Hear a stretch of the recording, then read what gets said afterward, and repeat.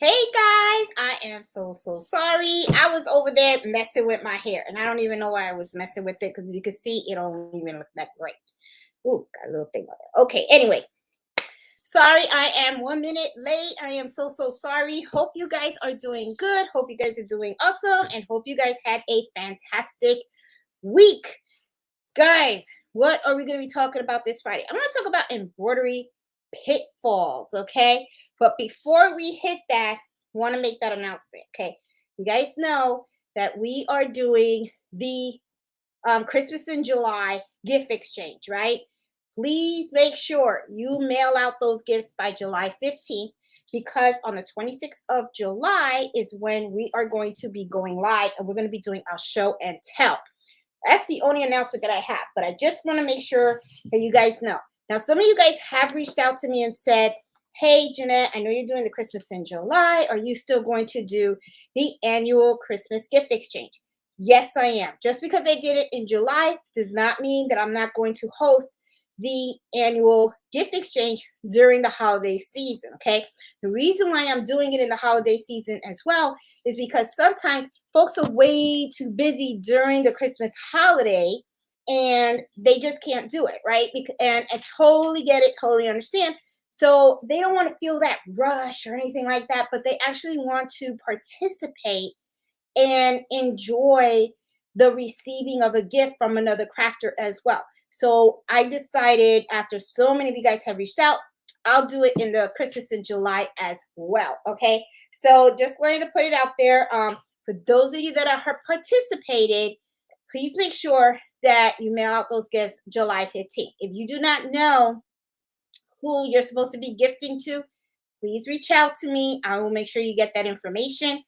That way, you are straight. Okay. So let's talk about today's topic. Okay. The pitfalls of embroidery, not the pitfalls. Okay. The pitfalls. Okay. You guys know my English, you know what I mean, and all that good stuff. Okay. So a lot of times people talk a lot about, how great embroidery is and all that good stuff. But some of the things that I want to talk about is emphasize 5 things, okay, that are really important for people that are getting into embroidery. And sometimes they really don't realize the importance of it until they get into it. And then they're like, shoot, I screwed up. Okay. Big time. Okay. Boy, was that a mistake. And sometimes it can be a costly mistake. And sometimes it's just a mistake that doesn't cost you too much in money, but it does cost you a lot in time. And sometimes it can be a mistake that isn't going to make you, it's not going to leave you feeling good at the end, right? Because you made this big boo boo that you could have avoided if someone had just shared with you that these are kind of like some big things that you really need to watch out for, okay? So that's why I wanted to do this video this week, because there are just so many things that people sometimes need to think about and they don't. And I want to make sure that I share that with you guys so you guys have an idea of what it is that's really, really something that you really should watch out for. Okay. The first thing, I'm going to get right down to it. Okay. Because you guys know at first hour, I like to give my topic, the second hour, and so on. I like to say hi to everybody in the chat. And I also like to answer questions and stuff like that, share experiences with you guys. Okay. So to respect everybody's time, I'm going to start with the 5. Okay. First one that I have on the list is, do you have the right equipment and supplies in order to make sure that you can produce the best product at the end of the day when you are embroidering? This is something that when you are starting out in embroidery, you really don't know if you have the right stuff. You start to learn about this in time. And one of the things that I really recommend people do is start watching YouTube videos. Honestly, start looking at different types of channels. There's a lot out there of people that are doing embroidery.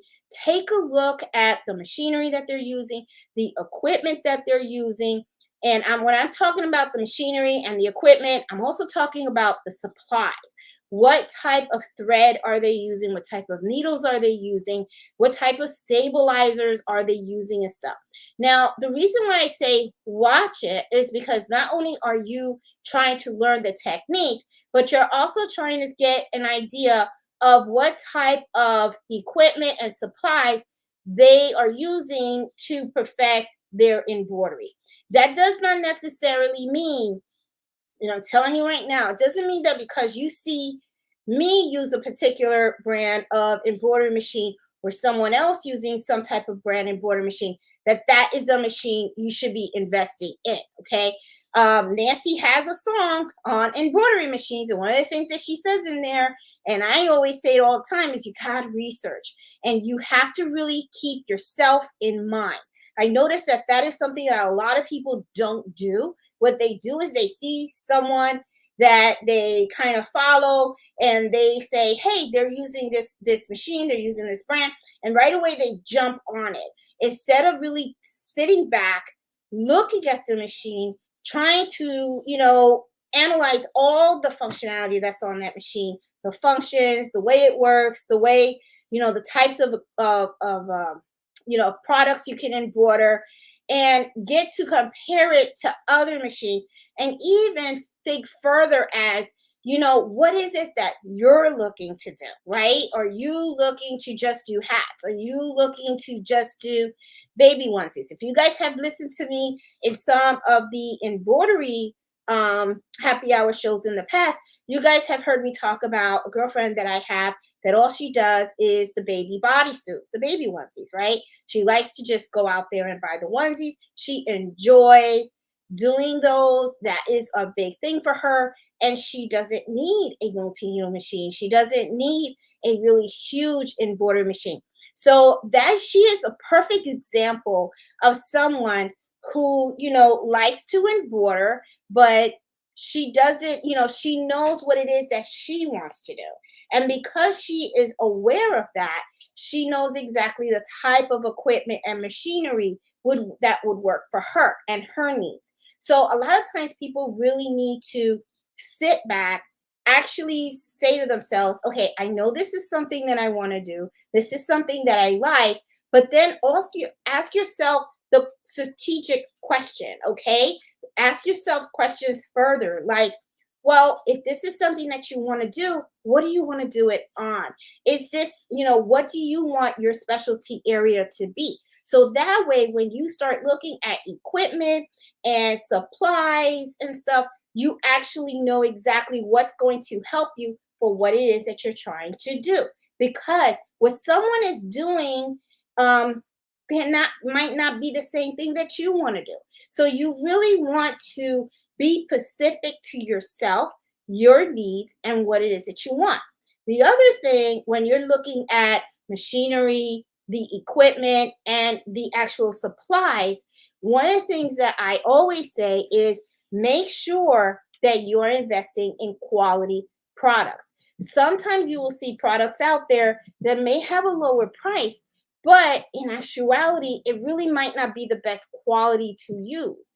And in those situations, one of the things that I say is ask yourself. And when I'm telling you guys to ask yourself, I'm telling you guys to be honest, okay? Don't lie to yourself, okay? Don't come out and say, well, be honest, be brutally honest, okay? Why are you embroidering? Or who is going to be your customer base? Is it going to just be friends and family? If that's the case, maybe quality could kind of slip a little bit, okay? Because your friends and your family aren't going to come out and tell you, oh, I don't like it, it's ugly, or oh, I don't like it, this doesn't look right, because they're your friends and their family. They love you. They got a gift from you, right? So because they got a gift from you, they're actually going to just appreciate it that you actually went out of your way to make something for them, right? But when you are doing this as a business, okay, people are actually paying you for your service. So your stuff has to be right. It has to be. There is no such thing as maybe I can do it half butt, okay? Or, or they won't notice the bobbin thread coming out on the top, or they're not going to notice that they're spacing when they shouldn't be spacing. Your stuff has to be top notch because they are actually paying you for your service. So, that is where you really have to decide whether certain things that you buy regarding your thread, regarding your needles, regarding your stabilizer, the hoops, even the machinery, can you go on the cheap side for it? Okay. Is it really smart to go economical on buying the cheaper threads versus the expensive thread? You got to remember too, not all threads are equal. All right. You have to, I want you to put your thinking hats on. Okay. If there is a thread out there that is like so super cheap, there's a reason for it. Okay. You have to think about it. All right. I'm not saying that you shouldn't use it, but what I'm saying is think about the possibility of other things that can really hamper the quality of your embroidery. For example, will the ink, okay, of that thread bleed? Okay. Or unless you're going for a matted look, is it going to actually look solid on the embroidery, or is it going to look dull? Is the thread going to fuzz on you after several washes? Okay, because thread can fuzz. Okay, I mean, so you have to remember that. It's just something I want you to think about. I mean, they have that saying, like my mom used to always tell me, when she bought stuff, she said, sometimes you get what you pay for. If you pay something that's cheap, you can't expect it to last for a very long time because it's made out of cheap material and stuff like that. So the lifespan of that product is not going to last that much. That can be the same said regarding needles. That can be the same regarding needles and threads, stabilizers, okay? And even machinery as well, okay? You really have to think about the longevity, think about where you can cut those costs and where you can't, okay? So a lot of times what happens, okay, as because we're talking about pitfalls here, what happens is sometimes people will want to run like an embroidery business or they want to sell products, right? So what they will do is, because their budget is sometimes very constrained, they will go out and they will buy very inexpensive thread. And then they have very dense designs. And sometimes they'll use very bold colors. And when they go and they create the product, it looks great. But what happens is, once they sell the product and they give it to the customer and the customer puts it in the wash, they'll find that sometimes the color will bleed, or sometimes the thread will fuzz, like I mentioned before. So keep those things in mind, because that can be a huge pitfall for you, okay? Because you got to remember that your embroidery is actually your reputation. It's going to talk about you, it's going to speak about you in volumes every time the customer puts on that shirt that has embroidery with the logo on it, or uses whatever item it is that you embroidered on. Okay, they're going to remember who actually did the embroidery for them. And if it's not top quality and they have issues with that type of embroidery, chances are they're going to remember that it was you. And they're also going to remember that it wasn't exactly a good quality product. So chances are they're not going to recommend you. And then they're also never going to use you again. All right. So make sure that you understand that, who it is that you're creating this item for. Okay. How it's going to be used and how it can actually represent you in the future. And make sure that when you're looking at the type of embroidery machine that you're looking to buy, or the threads and the needles and the stabilizers and all that stuff, that is actually going to suit what it is that you're trying to accomplish. Okay. So that is one of the things that I kind of notice that people make a huge mistake on. Sometimes I have seen people go out of their way, buy this huge machine, not learn the machine, not learn all the functions, not even bother. They get frustrated. They don't even know how to thread the machine. They get pissed off. Then they come on, they say, that's it. I don't want to use this machine anymore. Next thing you know, you see it on on Facebook place, right? Because they're like, I don't want the machine anymore because they never took the time to really understand. And sometimes it wasn't even the machine that they really needed for what they wanted to do. So they ended up losing a lot of money because they spent thousands of dollars on a machine that really they could have bought a small machine because that really wasn't what they wanted to do. Okay. The same thing like when you're getting the software. Okay. A lot of times people will go out and they'll just purchase software. I always said it, always look for software that offers free versions of it, or if you know someone that has the embroidery software that you're looking at, you know, try it out with them. Also look at the YouTube videos. There's so many YouTube videos out there where people are teaching you how to use Hatch, how to use Embrilliance, how to use So What Pro, and then look at them. See which ones look more simple to you, okay? And then you go and buy that, okay? I know I use Embrilliance. I like it, but it works for me. And even though I do have an affiliated link for it and stuff like that, my thing, though, is more concerned about making sure that people making the right choices for themselves. Okay. So that's one of the things that I always tell people is try things out. Okay. Really try things out.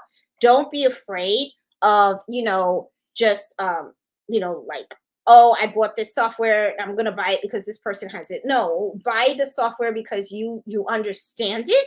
It's something that's easy for you to work with. It works with the computer that you have, and you can do stuff with it. You can do what you need. Okay. So that is like really like super important. I think that is a big pitfall that people get into. They buy the wrong machine. Okay. Then they regret it because they don't understand it or whatever. They buy the wrong software. Sometimes they buy the wrong hoops for their machines because they think they need every size under the sun. And then in actuality, they really didn't need all of that. Okay. So they ended up overspending on their supplies. They buy poor quality thread or, and have dense designs. And if you really, after they embroider it, they see a lot of fuzz. It's like they make a lot of mistakes. They buy needles. They don't change them out. They just like use them till the freaking needle cracks in half. And then all of a sudden they wonder why their designs don't come out that good. So, the thing is, make sure that you are looking at the proper supplies that you need, look at the proper machinery that you need and everything, because the quality of your embroidery does matter, especially if you are doing this for a business. That is not the time to mess around, okay? If you're doing it with friends and family, like I said, they're more forgiving, right? Because they're just happy that they got something from you. But if you are doing this for a business, watch out. Make sure that you are standing tall with your head up high and you know what you are doing, because that is rough, okay? So the second thing that I see that people do that is a big pitfall is the communication part of it, okay? A lot of times people, when I'm talking about when you're doing local sales, when you're doing online sales, the communication is pretty minimal, right? Because you just have a listing out there of a product, and probably if any type of communication takes place, it's probably a personalization piece, okay? Where you're telling the customer, hey, what do you want me to embroider on it? A name, a date, whatever, right? Or what color you want, okay? That is the only thing that you're really asking. But most of the time, the product is right there and that's all they're going to buy. So the communication is pretty minimum, okay? This is mostly for local orders. The communication has to take place. That is not the time for you to just sit there, take an order, and not have that exchange with the person. Really get to you. I think it's so important. It really truly is for you to build that business relationship with them. You want to know how they know about you. What is it that they're trying to do? How soon do they need it? And you want to make sure that you are gathering their requirements and you are meeting their expectations. If you don't do that, you're screwed. You truly are. You're not going to do well. I am telling you right now, hang it up. And if you are not good at that and it's not something that you think is your cup of tea or you just don't want to do it, then you know what? Stick online. Stay with the online, because you have to have that communication piece with your customer, okay? You want them to understand not only it's not just that you gathering from them, okay, the information of what they want, how when they need it and all that kind of stuff. You need to give them information as well. That is the time that you have the communication with them about the process. You want them to know what it's going to take in order for them to get their end product. You also want to show off, okay, your experience. Okay, this is really where you are selling yourself. Okay, because I'm gonna tell you something, you're gonna have customers out there that are gonna ask for stuff that they shouldn't even be doing. For instance, they may have a shirt that is so thin and then have a design that is so dense where it's like, mm, I don't think that's gonna work. And you may have to come out and tell them that you don't recommend that. And they're going to be like, why? Why can't you do it? Well, you can have a lot of puckering. Okay. You're going to have to double up on the stabilizer, and it's not going to look very attractive on the shirt. And then you can go ahead and you can show off your experience and your skills by saying, I recommend a patch. That is really important.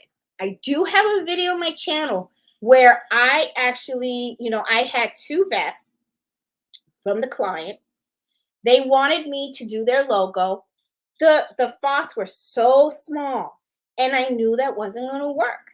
But they were adamant. They were like, "No, no, that's how I want it." So this is what I did. I told them that they really should do patches. They didn't want to do the patches. So this is what I did to make sure the customer was happy. I embroidered the vest exactly how they wanted it, okay? Which I knew you could barely read it. But then what I did was I also embroidered some patches where it was nice and clear. And I was able to take those patches and put it over it. So what I did was when the customer came to pick up their item, I gave them the vest as they wanted. And then in an envelope, I put two patches. And I told them, as you can see, just like I told you, you are not going to be able to read that, because the thing is that it was a thick vest, height of cotton, and the even though the fonts were small, it was going to sink in. Okay, it didn't matter if I used water soluble stabilizer, and it wasn't going to look good if I put knockdown stitches on it as well. Okay, that was something that really should have been patches, and it could have looked really nice, and all I had to do was sew it on. Well, they looked at it, they took it home, they looked at it, then they brought it back to me and said, "Can you please sew on the patches that you made?" Okay.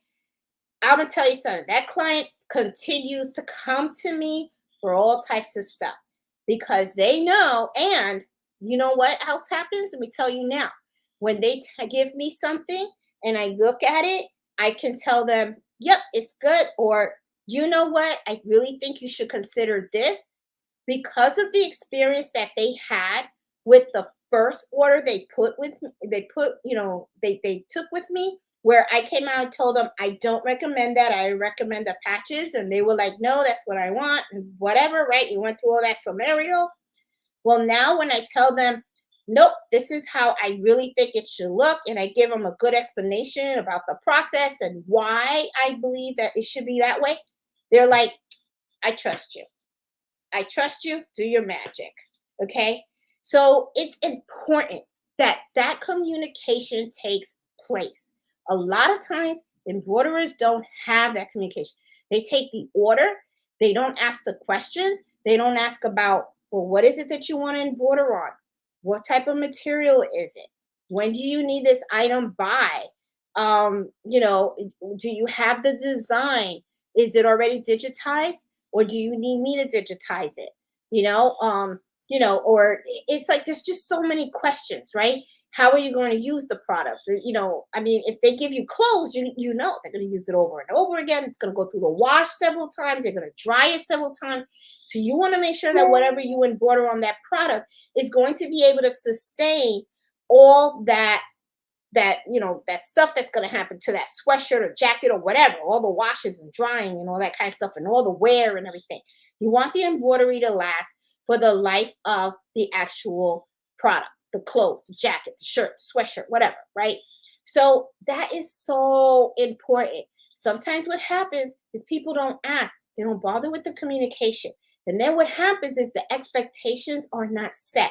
When the expectations are not set, it's no fault of anyone, but it's just that the conversation didn't take place. So what happens is the customer has his own mindset of what they're going to get when you're done. And then you have another mindset of what is going to be at the end as well. And then when you're finished, okay, you're happy because you thought this is what they wanted. And then they come in because they had their own mind and their own vision of what the embroidery or the end product should look like. And then next thing you know, bang, problems. Okay. You didn't meet their expectations and you feel like crap. And there goes your reputation, right? And I'm going to be honest with you. It's really at the end of the day, it really kind of matters the customer's expectations because they're the ones that are paying for it, right? So the goal is that you want to make sure that you are giving them exactly what they want. Okay. You don't want any surprises. What you want to do is you want to dazzle them when they come and they pick it up. You want them to look at it and go, "Ooh, that looks great." That's what you want. You don't want them to come in, look at it, and go, "Oh, I didn't think that was gonna, damn." You know what I mean? That's not what you want, okay? Because that is one pitfall that is really going to shoot. You're gonna go down real, real, real quick. Okay. Now let's talk about the third one, okay, which is something that is like so super important to me. A lot of times people do embroidery, they really don't do it correctly. Now, it's not that I want to say that the efforts are not appreciated and I'm not saying that like wow it's terrible and all that kind of stuff. I am not saying this to make anybody feel bad, okay? Please don't take this the wrong way. But the thing is, in all honesty, practice makes perfect. The more that you embroider, the better your end product is going to be. When people first start embroidering, what happens is, first of all, they're happy that they even know how to turn on the machine. And then they're happy that the machine's even sewing at all. But what ends up happening is when they do their first embroidery, they usually make a lot of mistakes. Sometimes the tension is really not right. Sometimes they're not using the right type of weight thread or the size of the needle. Other times they did not, test stitch their tension at all, right? So sometimes you'll see the bobbin thread on the top of the design, and it should be at the at the bottom.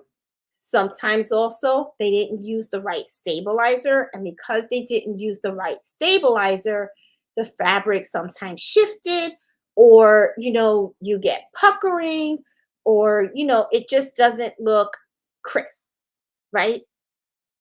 But I'm gonna tell you something. That is something that happens to everybody in the very beginning of the process, because that is when you start to really start to learn. Embroidery can be very complex, okay, especially for those that really take it seriously and really want it to be on the professional level. And that is really important, especially when you do custom embroidery.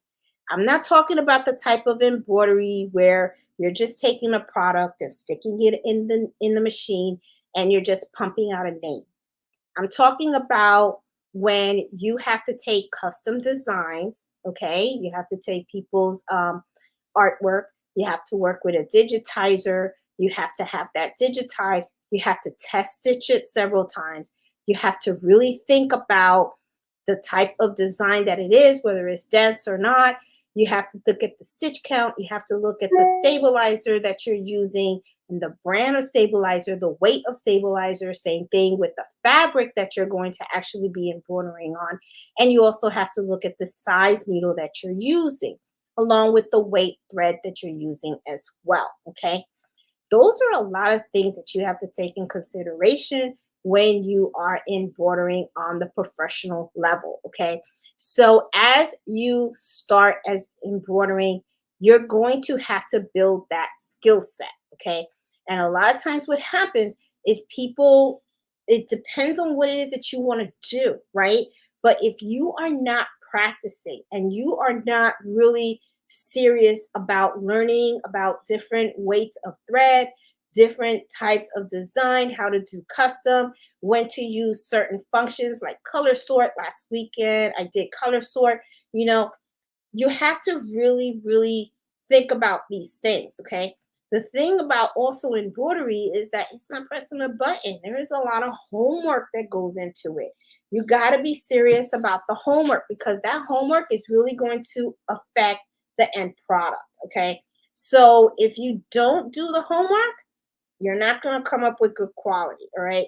A lot of times what happens is people will go ahead, they'll take an order, or they'll just, or any type of design, even if it's a gift or something like that, they'll just take it, stick it in the machine, press the button, and they don't think about the weight of the thread, the needle of the size, and they don't think about the quality of the embroidery.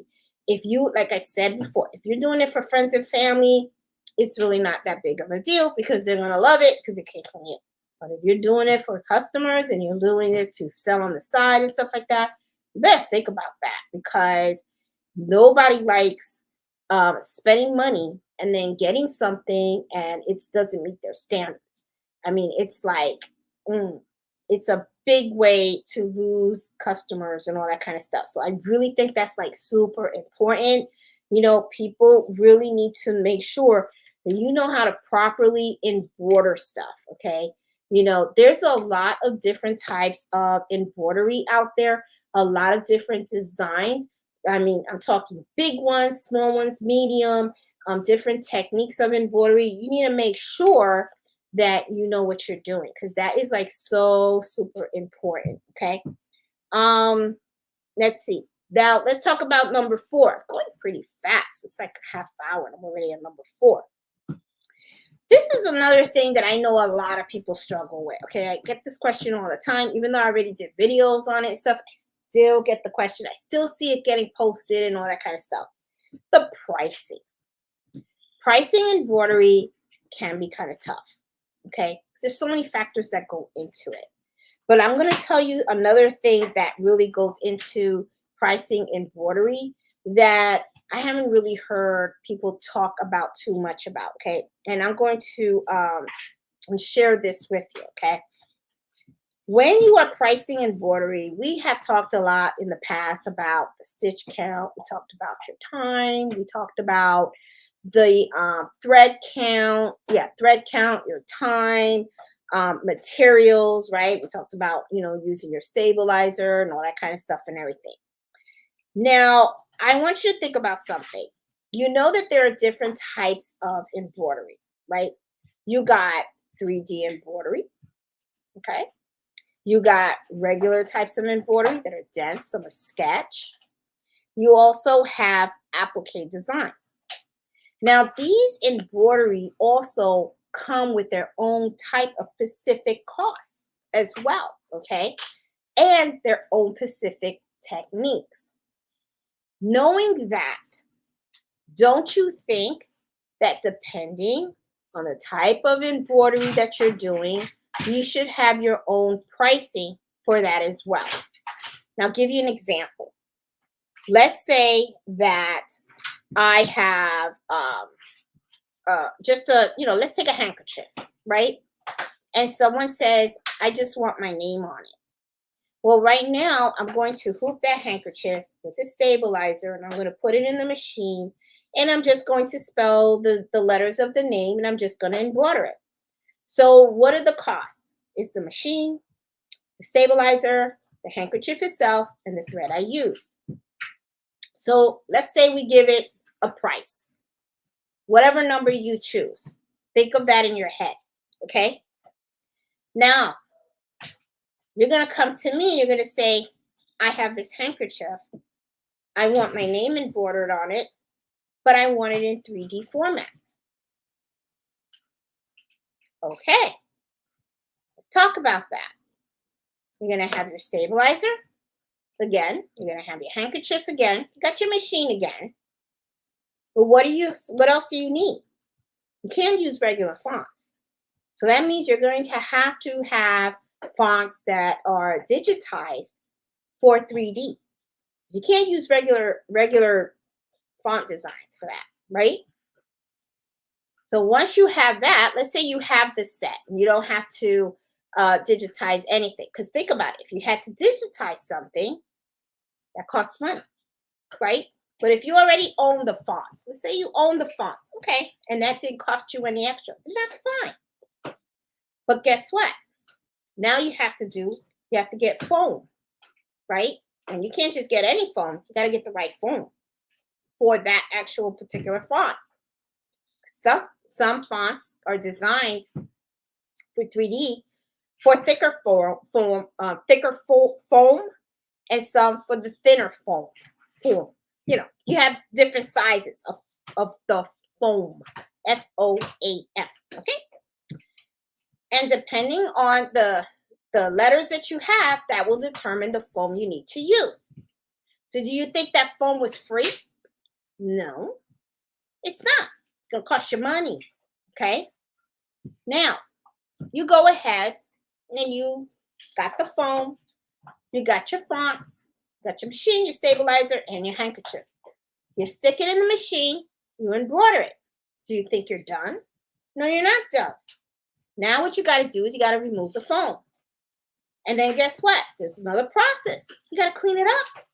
You got to make sure that you clean it nice. And then you got to get a heat gun, and then you got to pass the heat over it. What does that do? That takes time.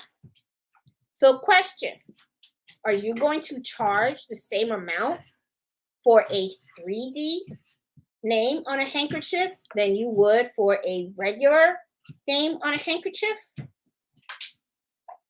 Just asking. Okay? It's a name on a handkerchief, but it's two separate types of embroidery with two separate types of process.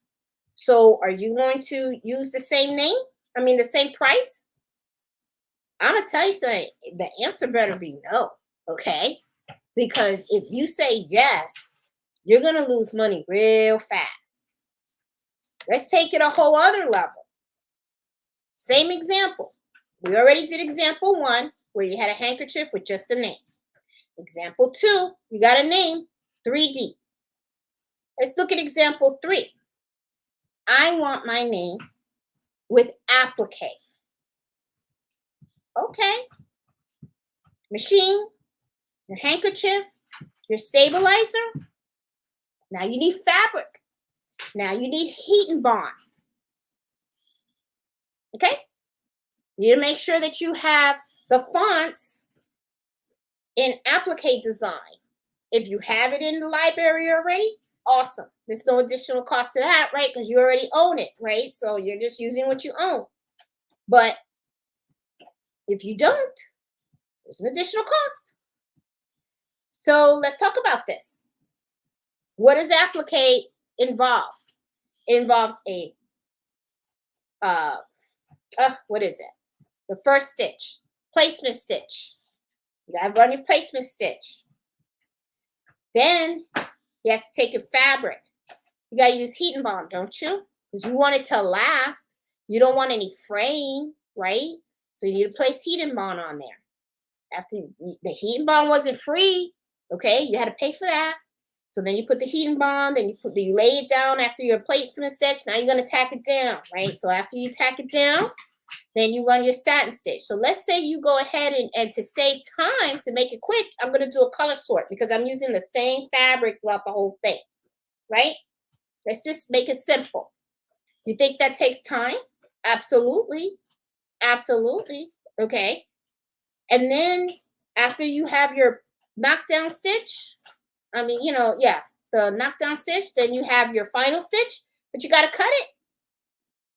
And let's say you even have to take the fabric. Let's say you use the other method where people go and they take the fabric, they put it through their Cricut machine or their Silhouette or their Brother Scan and Cut and stuff like that. Let's say you do that. You think that doesn't take time? Absolutely, it does.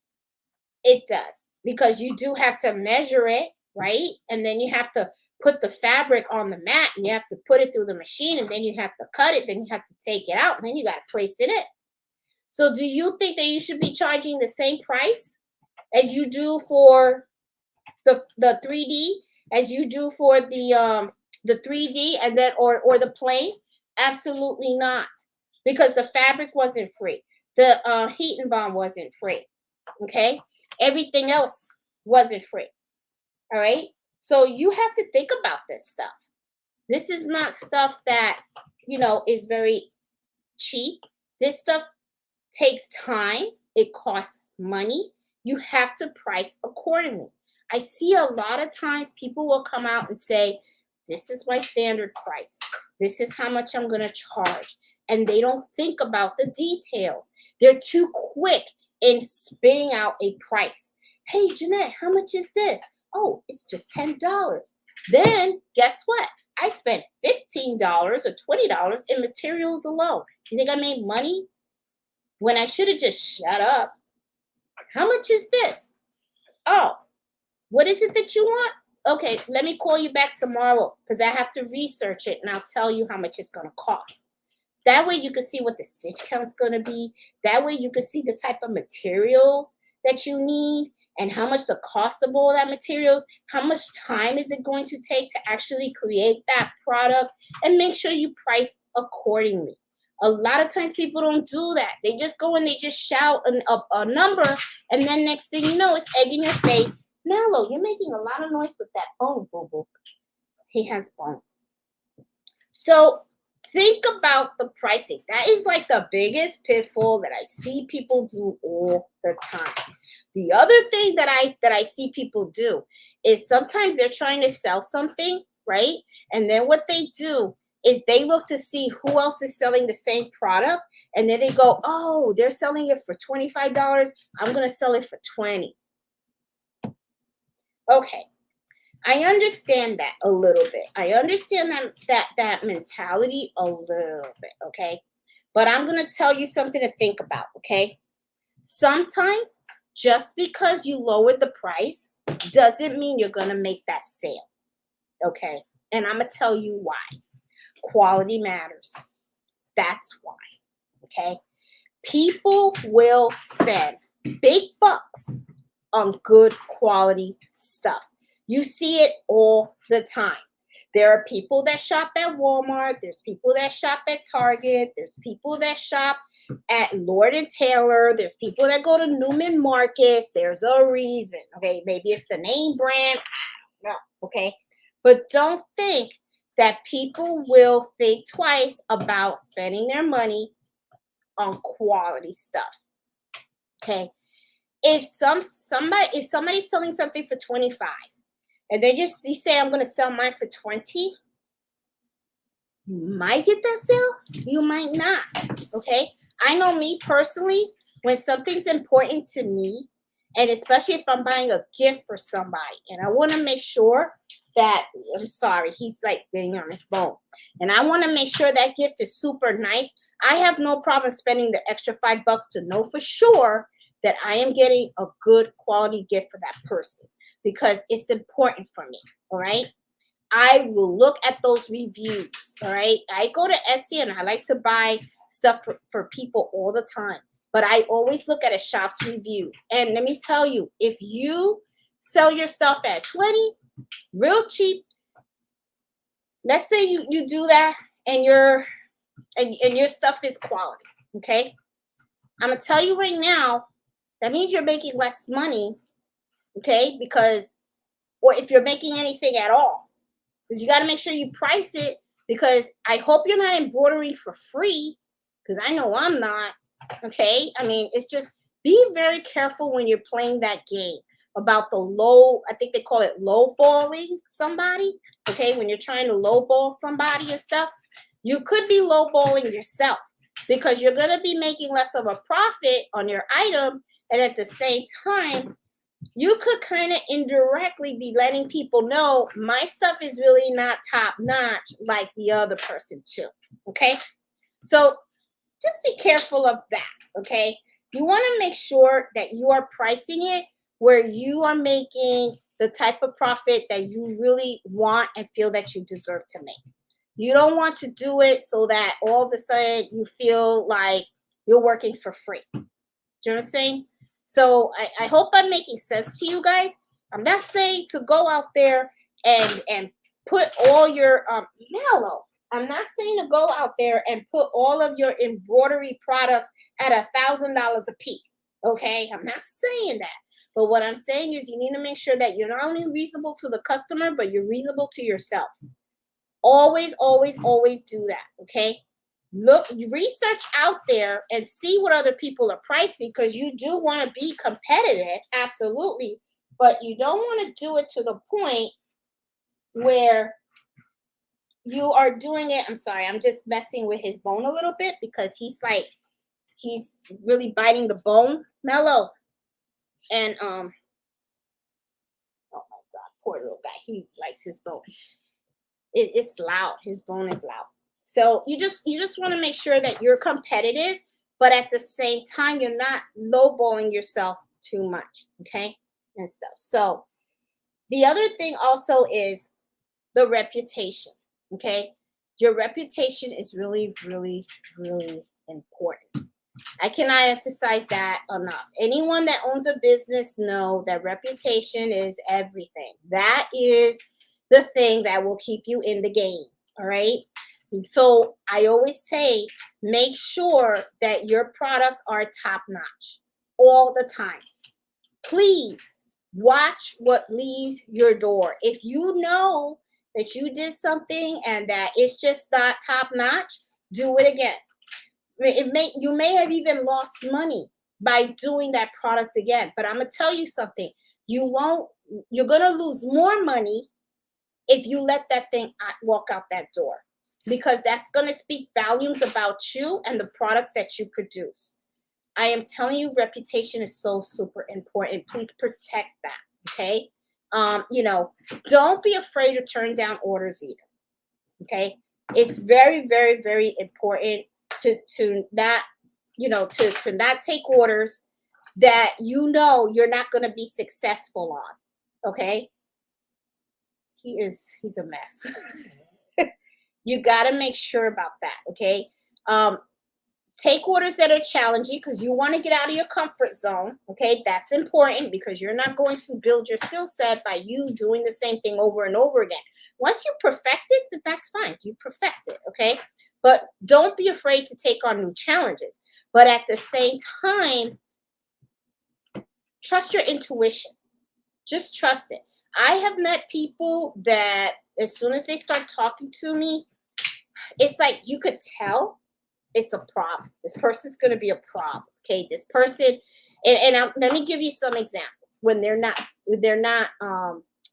good in their decision making. Like they're saying, oh, I want something. Well, when do you need it by? Oh, I'm not in a rush.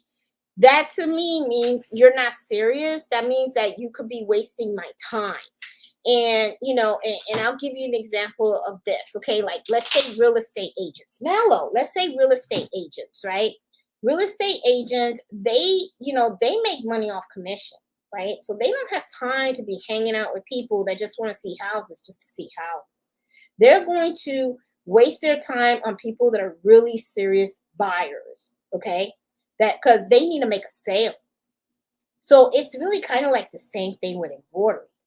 Okay. I may talk to you a little bit, but I already know off the mark that you're not in a rush. So that means that it's like whatever, right? I'm not going to waste my time. I'm going to focus more on the person that showed up on my doorstep with 2 cases of blanks, okay, that they need me to embroider a logo on because they have a golf event or they have a wedding coming up or something like that. That's where my focus is going to be because they're ready to pay.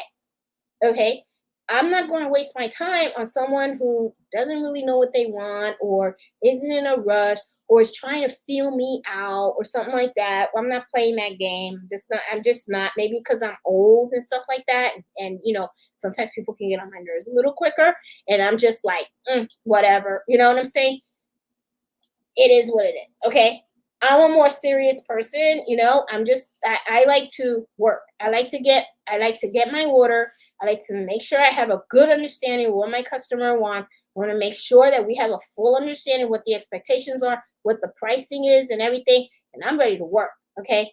Bring me your products. Here's your sample. I'll do my test stitch. Are we happy? Is this how we want it? Let's get it done. That's what I'm all about. If I see somebody's that wishy-washy, no price negotiation, it just ain't gonna happen. It ain't gonna happen with me. I'll tell you that. You could talk to somebody else, and and they can charge you $1 if that's what they want to do. But that's just not gonna happen with me. I know my value, I know my worth, I know my skill set, and I know what I can do. Okay, and I know I can get it done on time. So I have no problem in shutting down an order and saying this is not for me. I think it's best that you go somewhere else. I'm good with that. I am good with that. I'm not going to cry over it. I don't look back. I just look forward. And the thing is, people have to learn how to do that because when you get that intuition that it's not a good order for you to take, or it's not going to be a good business relationship, let it go. Because what happens is then you're going to do something, they're going to be unhappy, they're going to talk about you, it's going to be a mess. Okay. The other thing that I've seen people do, and I made this mistake, okay, and thank God it worked out for me, okay, because the person paid me and all that kind of stuff. When you are working orders, you get your payment 100%, 100% upfront. When somebody orders something from you online, they pull full. They pay full, okay? When they order local, pay full. Pay full. I don't do the 50%. I don't do the 80% up front. I just don't do that. Okay. This is embroidery work. This is custom work. You pay 100% or you don't get a product, period. I don't even turn on the machine. It's not even something to talk about, nothing to discuss. I don't want to hear it. That's how I do. That's how I do. And I am good with losing that order. I am really good with losing that order. Okay. I did that once where I didn't even take 50%. I was just so happy that the person wanted me to do their embroidery. I was excited. I was like, wow, this person looked for me because they were like, oh, we heard about you. This, that. We want you to do our medical uniforms and all that kind of stuff. Did the medical uniforms and everything. I did it quick, did it perfect. I even delivered it to the place. The person wasn't even there. Left it with the receptionist. Stupid me. Should never have left the freaking stuff with the receptionist. So it was like they had the upper hand. They had the embroidery. They had their equipment. I had nothing. Okay. Had to call and call and call. Thankfully, okay, it was just that the person had a lot of stuff going on because it was a new office or whatever, and they just couldn't get to me in time to pay me right away. He was very apologetic about it, because I reached out like 4 or 5 times and paid me in full. And I was like, oh, thank God, because I was like, did I get suckered? That's what went through my mind. Did I just get suckered? Oh my God. I was like, huge lesson learned. Okay. But I'll tell you what, that was the first and only time that I was ever going to have that type of experience. And I don't even care for friends. Okay. If we're friends, guess what? You'll pay me first too. Okay. Because you should know that you don't want your friend feeling some kind of way. Okay. So I am serious. Don't do it. Know how you're going to price your stuff. Have your process in place, whatever you're comfortable with. Okay. If you want to take the 50%, take the 50% then. But I'm going to tell you about a pitfall with that. Okay. I have seen people where they come out and they say, okay, I'm going to do 100 shirts. I'm going to charge you $10 a shirt. It's a small logo, whatever. They do the 100 shirts. It's $1,000 for the order. They pay $500. I have seen people tell me horror stories where the customer comes to pick up the stuff and say, I'm not paying the other half, or not have the whole amount. Or, oh, it was $1,000. Are you sure it was $1,000? I thought it was only $7. You don't deal with that. I don't want to deal with that. I don't want those type of misunderstandings or anything like that. No. Invoice. invoice. Okay, that's what I do. All right, I go into QuickBooks, I invoice it, even calculates the sales tax and everything. I put in detail in the description of the invoice exactly what I'm going to do. Okay, how much each item's going to cost with the sales tax, and I send them the invoice. When I get the money in full, when QuickBooks tell me that it has been paid, that's when the machine turns on. Seriously. Please don't make that mistake, because that's big. That's a big one. Okay. Your reputation is important. And and this is the other thing too. If you let people slide on the payment of your orders, you best believe people are talking. Okay, they're gonna talk. They're gonna be like, oh, she'll go down on her price, or oh, well, she said this, I only paid half. You can get away with this. She won't take you to court. She won't do anything. You don't want that. You don't want that. People talk. Okay. I mean, and I'm going to be honest with you. I'm good if they come on, they go, she's a hard ASS. I can be that. I don't care. But I'll tell you what, I'm nobody's sucker. That's for sure. I know exactly what you want, what you're going to get. This is how much it is. Pay me up front. Here's your product. I make sure it's good quality because you ain't talking about me. Okay. And that's it. I mean, just make sure that you protect your reputation, you protect your business, and all that kind of stuff. Okay.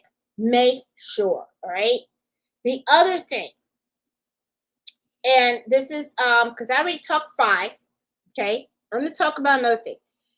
You got to make sure you have the right support system as well. Okay. A lot of times people think I can do this all alone. I can run my embroidery business all alone. I don't need anybody's help, this, that, whatever.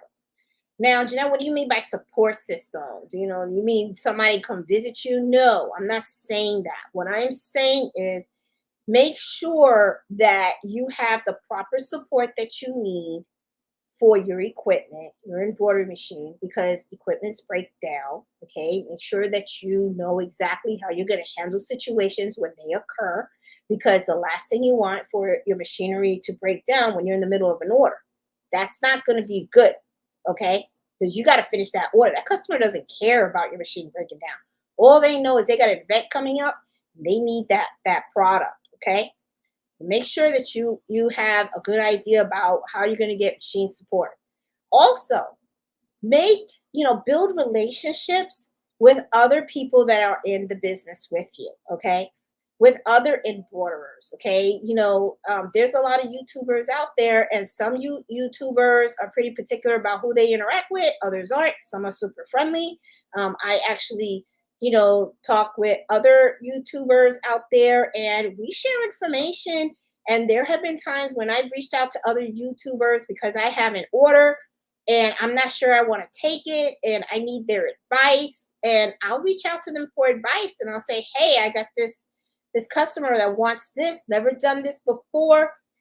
How do you feel about it? I mean, if you had this order, how would you hoop it? Or would you take the order? Or what are your thoughts on it?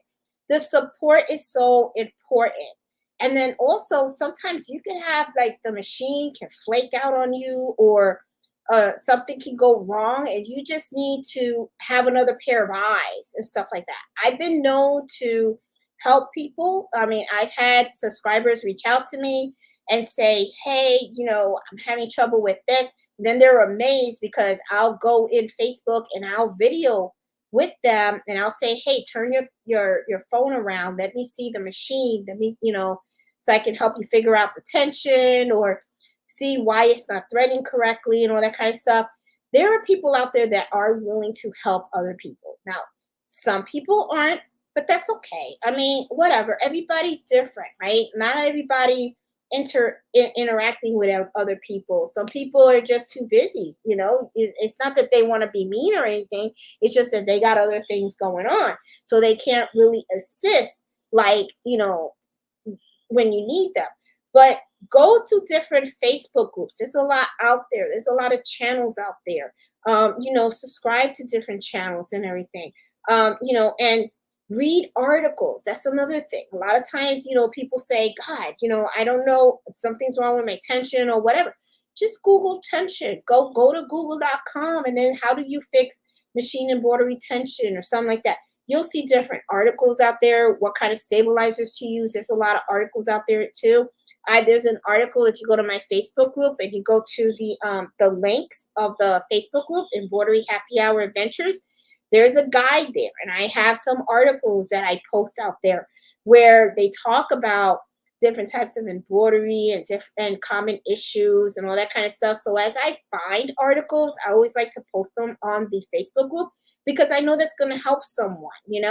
But you have to do your own research. Sometimes I do find that some people are a little lazy and they don't want to do the research. And I got that, because sometimes you're just tired or sometimes you're just pissed off. You're pissed off because your machine's not working and you just freaking want it fixed. You don't want to do the research and all that kind of stuff. And I got that. I understand.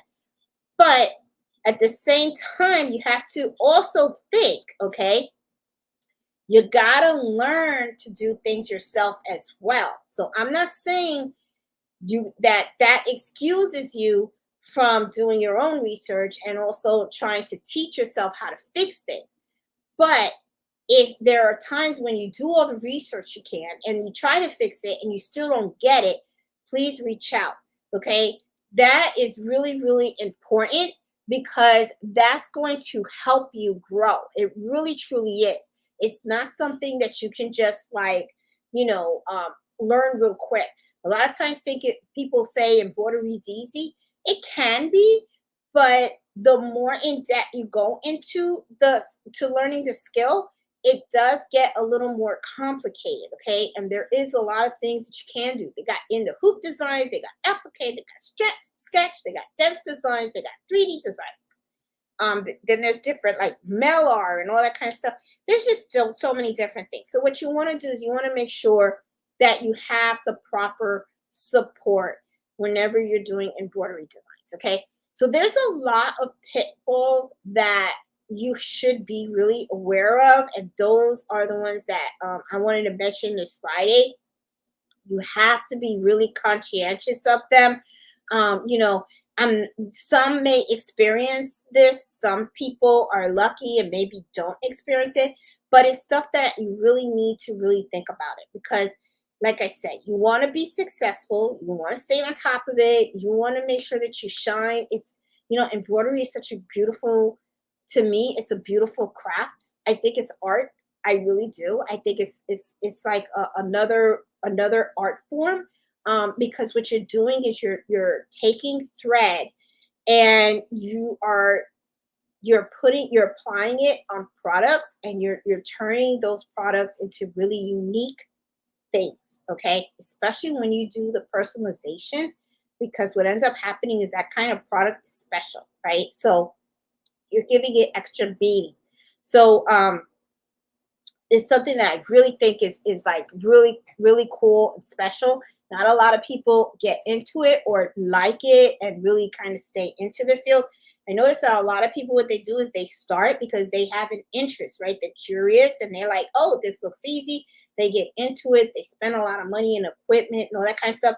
And like I said in the beginning, next thing you know, you go to Facebook Marketplace and you see it right there, or they just get frustrated, or they find out too that embroidery is really time consuming. It really, truly is, okay? It's not something that can really sometimes be done really quickly, all right? Sometimes it can be because there is a planning process that takes place before you even press that button. And a lot of times people don't really realize that. So what ends up happening is as they start to learn it and they start to get more involved in it, and they start seeing that there's a lot of other stuff that really goes into it, they start to lose interest. So, it's not really for everyone, but if you really do like it and you really start enjoying it, you do end up staying with it. And next thing you know, you end up really learning the process, you get better, and it really does actually become part of your life and stuff, so it's pretty cool, and it's like with any other craft. Like today I was at the Volkswagen dealership because I had to take my dad's car in because there was something wrong with one of the valves, right? and stuff. So my engine light came on and I was like, uh-oh. So right away I was thinking, whew, I better go and get this car fixed because, dad's in heaven. And now I feel like my dad's watching me all the time, right? So I'm like, I better take care of his car because if I don't take care of his car, he's gonna be mad. So right away, got the part ordered. So today I took it to the dealership to get them to put in the new valve. So while I'm there, there was a lady and she was sitting across from me. She was knitting, okay? And I just like was watching her with her hands. And I thought about my sister Nancy because Nancy really likes knitting too. She's really big on the knitting thing. She really does enjoy that. She likes the quilting, she likes the knitting, and she reminded me of my sister. Now she was doing the one with the two sticks, not the one my sister does, the one with the crochet. Like my mom likes to crochet with the real thin yarn. My sister kind of does it more with the thick yarn. And I was just watching her and she was just sitting there knitting away, I guess, while they were working on her car. And I was sitting there with my cousin Betty just talking and stuff like that. But I was kind of watching her and I was kind of like, oh, wow. So it's like you really have to love what you do, right? And I could kind of tell that she really was enjoying her knitting experience. So it's kind of similar to like with embroidery. You really have to love it. You really have to look forward to it. I mean, I love turning on my machines. I love embroidering and trying out new designs and just doing stuff with it and doing of different types of embroidery, in the 3D and the applique and all that. That's all fun stuff. It looks really cool and I really enjoy it. So, you just have to really, really love it. So if I feel like if you really truly love embroidery, these pitfalls, I'm sure you'll be aware of them and you're going to be like, you probably won't even have a problem with it because you're going to want to always do beautiful work. So having something walking out of your shop or or a gift leaving is always going to speak volumes because you love embroidering so much. You're going to make sure that it always looks beautiful. You're always going to watch your threads and change your needles and your bobbin and your touching and all that stuff. You're going to love doing that. But if you are new, these are things you do have to consider. Okay, so just be careful and stuff, and you're going to be pretty cool. So guys, this is the topic. So I am done and I am going to go through the chat, say hi to you guys. If you guys really liked this video and stuff, please give me a thumbs up. One of the things that YouTube does is if they want at least you should have at least like 50% of the thumbs up of the people that watch you. That way they kind of like keep your channel kind of like relevant and stuff like that. The channel is growing. I have not been able to post more videos. I have been filming. It's just that I have not had the time to actually upload the videos. So I know what's going to happen. It's going to get to the point where I'm probably going to have 10 videos uploaded in one day because I've been filming so much, but I just haven't had the chance to do all the editing and stuff like that to actually put it up there. But just know I am going to keep doing my Friday lives for sure.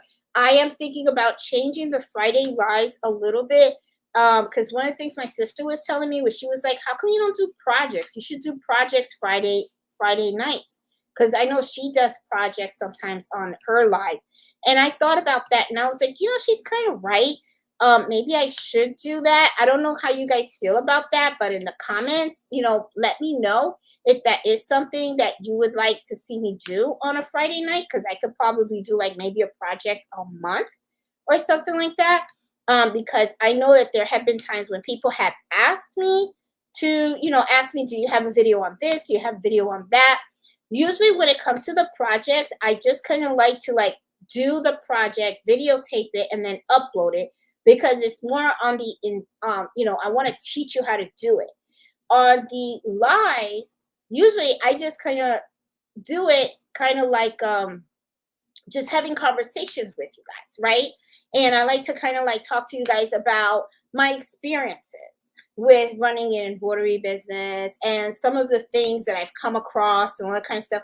Because sometimes I feel that even though people sometimes show you how to do projects and stuff, it's nice to know how to do the projects, but then also there's other things involving embroidery that sometimes people really don't touch on, right?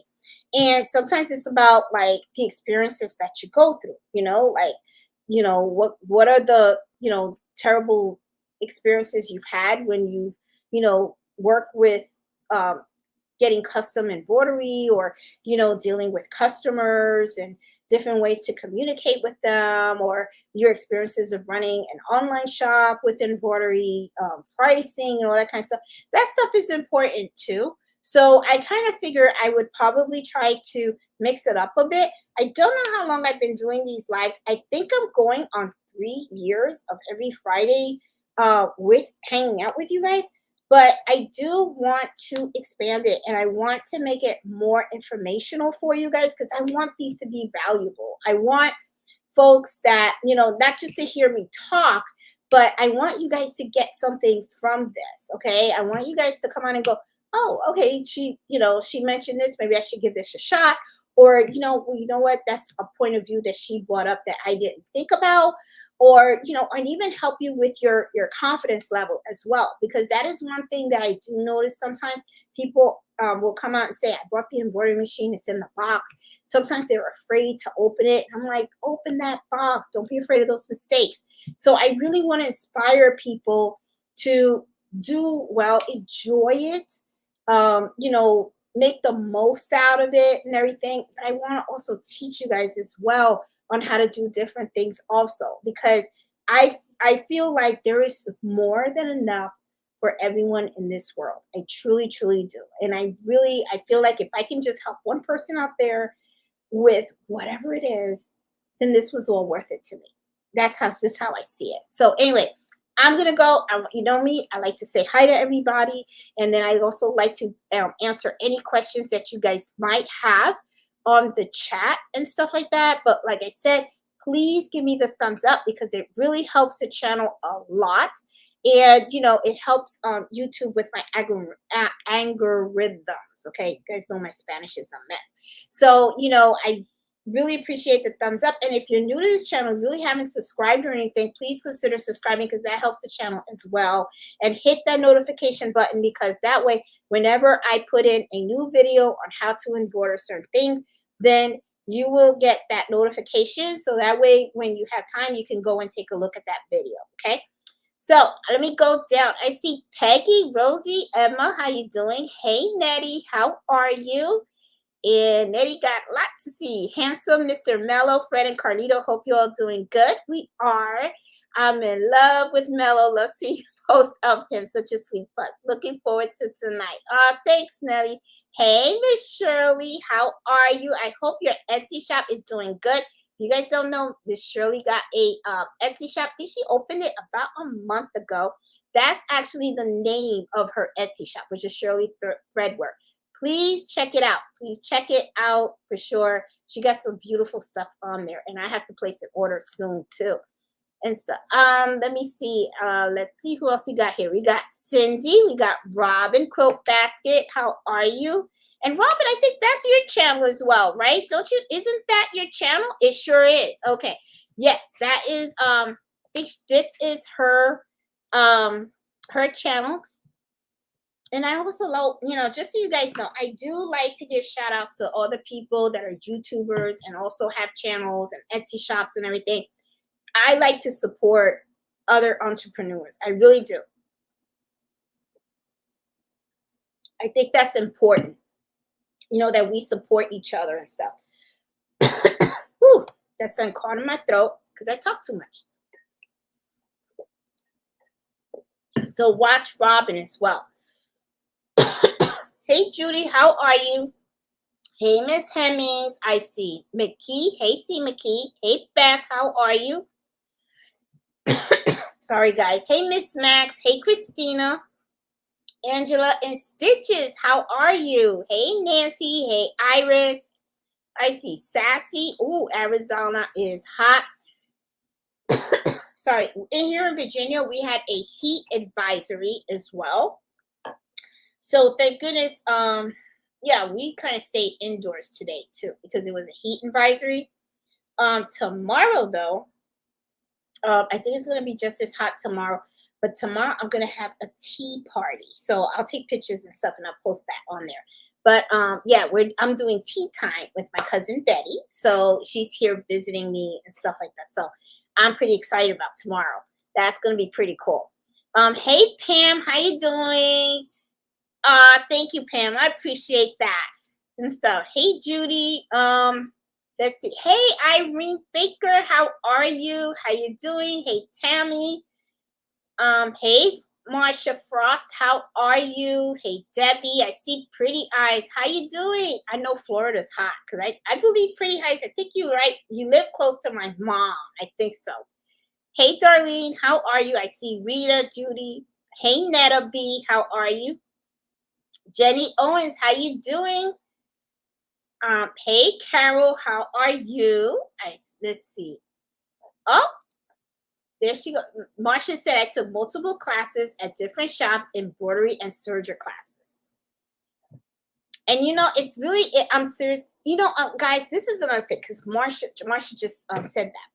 I have a sewing shop that's by me. And it's called Susie's Quilt Shop, and it's in Manassas, Virginia. And one of the things that I noticed that Susie has is she has like quilt sewing classes, and I think it's quilt classes, sewing classes, and I think she even has embroidery classes too. So if you have a sewing shop by you, okay, I would go there and ask them. Just ask them and say, hey, do you have any sewing classes or quilting classes or embroidery classes? Sometimes they have little clubs, okay? And if they have that, no, Mel, I'm not turning on the machine. So if they have that, he always wants me to have the machines on. So, you know, sign up because that is like, remember how I was talking about before about support? That's another great way for you to get support. You would be surprised the things that you can learn from other people. Sometimes they know little shortcuts and stuff like that, and they will teach you, you know? So, I always, just like she says, she goes to different, she says she goes to different shops and she takes embroidery and serger classes. I recommend you do that as well. Sometimes they're pretty inexpensive. They're not that expensive. Sometimes they have clubs where it's just a group of people that get together and they show off their projects and all that kind of stuff. I think it's pretty cool. I sometimes go myself and you meet really nice, awesome people. I think it's like something really cool to do. Hey, Eartha, how you doing? Hey, Christine from Connecticut, live about embroidery. I watched. Glad to see someone else. Wonderful state of Connecticut. Oh, got a lot of people in Connecticut. Hey, Jill Love, how are you? Let's see. Oh, and Marcia says the expo offers tons of classes of different machines so you can figure out what brands work with your brain. That's another thing. Thanks, Marsha. Appreciate that. There are a lot of, that is something that if you have watched videos that I had in the past where I talk about the different types of embroidery machines, I'm going to tell you, you really have to, like she said, you know, you really have to try to get some hands-on machinery that you're thinking about purchasing, okay? Not all the machines work the same. Right? So what it's like she said, you want to find out what brands work with your brains, right? The one that you feel comfortable with, that you understand and you feel can work with and you and grow with you, okay? Not all the machines have the same type of function. They all do embroidery, but some machines have certain functions that other machines don't. So that's something that you're going to want to compare to because you want to know what is important to you, okay? So, you know, you want to try out the different machines because you want to make sure at the end of the day that whatever it is that you pick, you're comfortable with, okay? It's kind of like the same thing with the software. When you're doing embroidery software, you want what you're comfortable with, okay? That's what it is, you know. So do your homework. And that's the one thing that I tell people, don't rush. Don't rush into buying things, okay? Sit back, relax, think about it, soak it in, and do your homework and stuff. You know, do comparisons and and write yourself journals about why do you like a certain brand versus another certain brand, and what is it that you like about this and you don't like about that. And eventually you're going to make the right decision for yourself, because remember, at the end of the day, when that machine comes home, it's just you in that room with that machine, no one else. Okay, so you're going to have to figure out if that's a machine that you really really like, and it's something that you want to work with, and something that's really going to serve you well. Okay. Hey, Kim Cass, how are you? Almost with the light went. I have went through withdrawals. Kim, glad to have you back. Glad to have you back, Kim. Let's see. I may have to leave during the call. Having trouble with Facebook aspect calling help. Catch y'all later when I left. Hey, Marlene, how you doing? How are you? And Marlene said, my best friend to learn about my embroidery thing and anything else in YouTube is for embroidery is Jeanette Woods. Thanks, Marlene. I'm glad that you guys like the videos, and I'm really glad that you guys are learning and all that kind of stuff, because then to me, it's like I met my mission. That was my mission. That's my goal. That's the vision. That's the whole vision that I had for this channel, was really just to help people learn, enjoy it. And, and if you want to make some extra bucks, make some extra bucks. And even if you just want to do embroidery, have fun, just do it for having fun. I mean, there are times when, my business is a little slow. Okay. And I'm okay with that, when my business is slow. All right. Because when at those moments when they're slow, that's when I get to do embroidery for me, and I get to do it for my friends and my family, and I get to try new things and all that kind of stuff. So yeah, but I'm really, really glad that you guys are finding the videos very, very helpful, because that means I met my mark. Let's see where else we got going on. Hey, Barb, how are you? Haven't seen you in a bit. How you doing? Let's see. I see Judy. Hey, Tammy, how are you? I found a thread that I love. Hemingway. I've heard about that brand. And is that brand expensive, Tammy? I know that there are some brands of embroidery thread that can be a little bit on the pricey side. But I will tell you this, guys. I'm going to be honest. If those brands of thread that are on the pricey side are still selling, usually it's because it's extremely good quality thread. And when I have talked to a couple of folks that have had, like, I think the Hamilton is one of them. Hemingworth is one of them. The Florina, I don't know if I said that right, is another one. And I will tell you, I use Florina a lot. The Madeira I use a lot as well.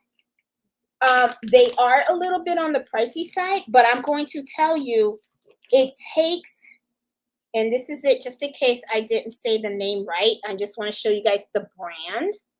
Okay, this is one that I usually get from my sewing shop. Sometimes I do order it online. You can find this online as well.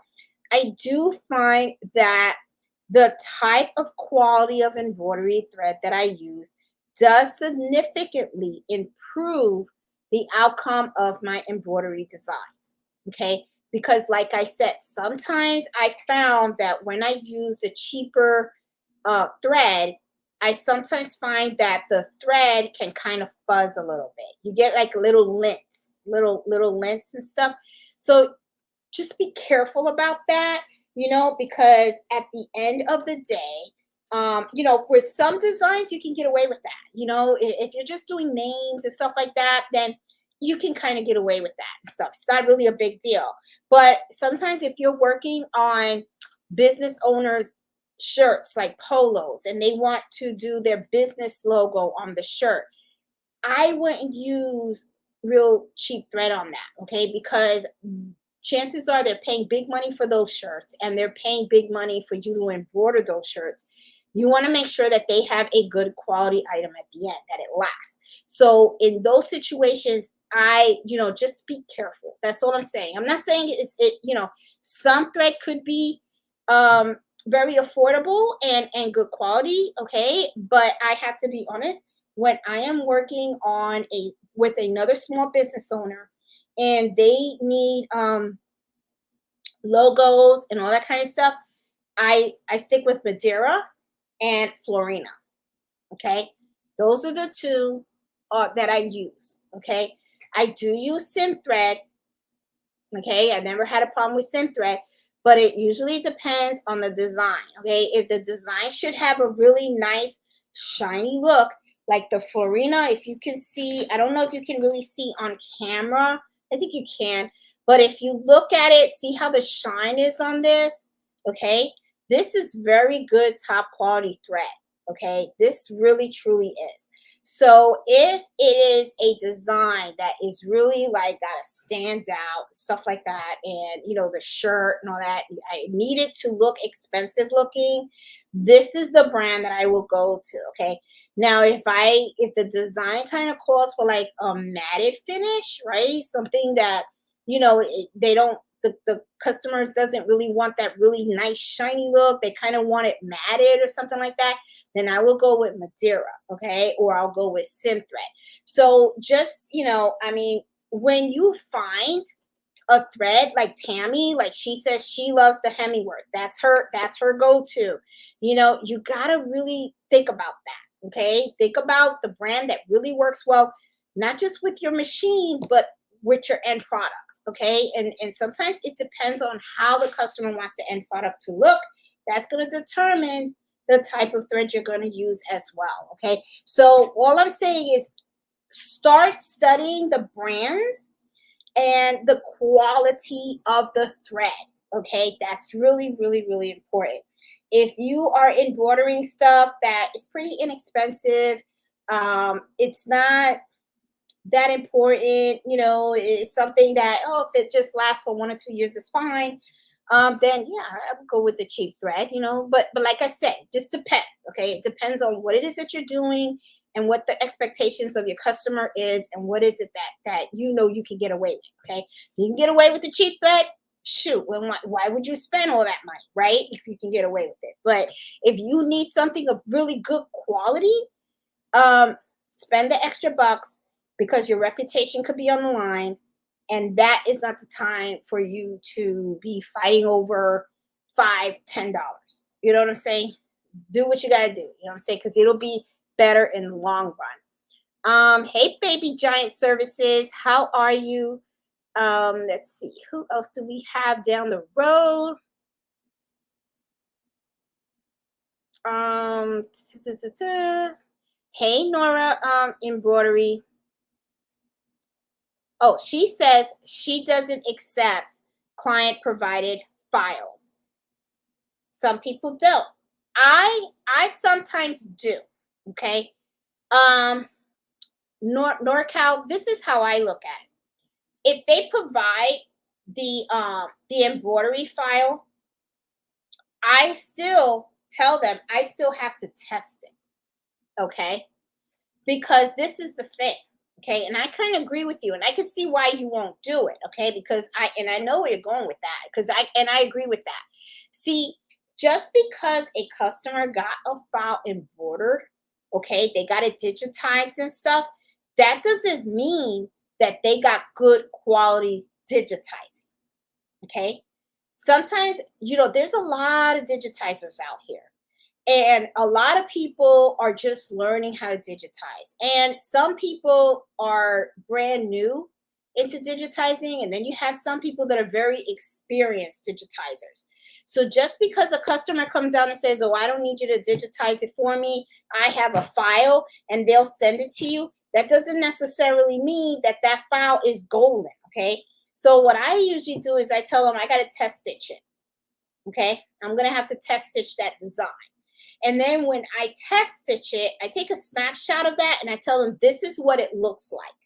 This is the file that you provided and this is how it turned out. Because chances are they don't have an embroidery machine. They just went and they just had it digitized because they probably just paid $5, $10 or whatever to get it digitized, because they know that if they go to someone else to get it digitized, you're going to charge 25 bucks or something like that. What they don't understand, and I let customers know up front, what you don't understand is there's a reason why Sometimes folks will charge you $25, $30 to get a image digitized. First of all, you have to take, if you're digitizing yourself, you're not, I'm not saying you're wasting your time, but you are taking your time to actually create the file, right? That takes time. If you're not digitizing it yourself, that means you have to reach out to a digitizer that you normally work with and get them to digitize the file. Just what then you have to take that file, and just because it's digitized doesn't mean you automatically use it. Then you also have to test stitch it. And sometimes, depending on how it came out, sometimes you can use it as is. Sometimes you have to go back and you have to get that redone or tweaked and stuff like that, and then you have to retest it and all that kind of stuff. So there's a lot of back and forth that sometimes can take place, and that takes time and that takes money. Okay, so it depends on how some people handle that in different ways. Okay, for one, I do charge a fee.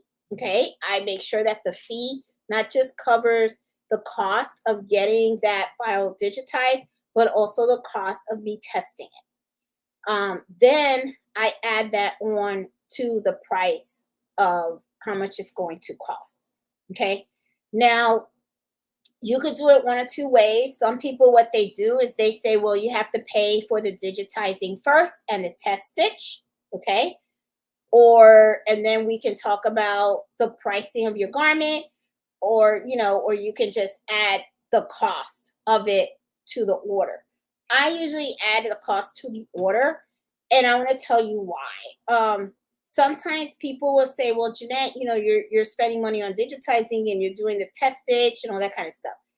And then what if they don't place the order? Then you're out the money. That can be true if you look at it that way, though. I'm one of those people that I like to look at it in a different way. I look at it as it gives me experience. Okay. I don't care how long someone has been doing embroidery, you always have to continue practicing to make sure you are on top of your game. Okay.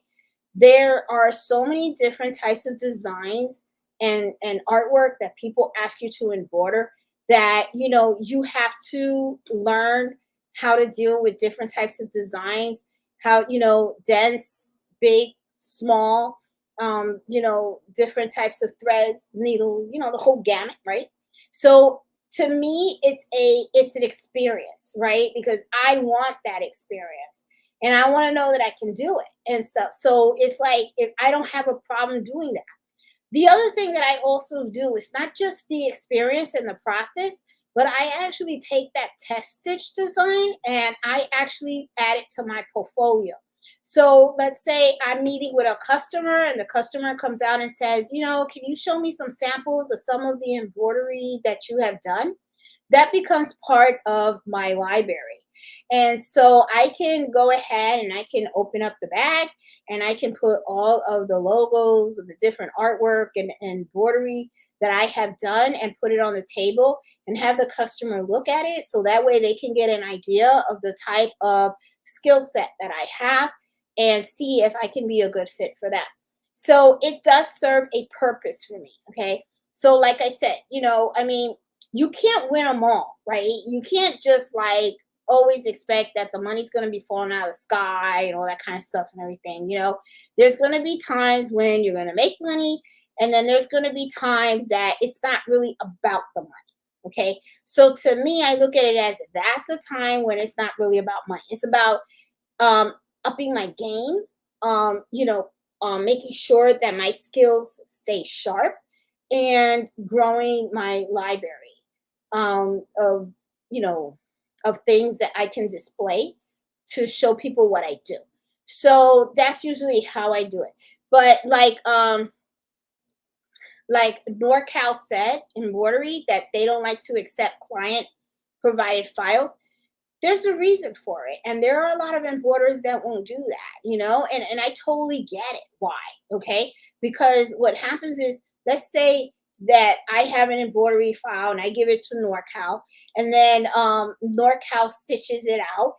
And and I assume, right, that it's going to be beautiful, right? And then I give NorCal a whole bunch of shirts, and then he or she, whatever, uses that file, right, and then embroiders it. And let's say the file's crap, but I told NorCal, use that file, but that is the file, and the file's crap, and then he does it.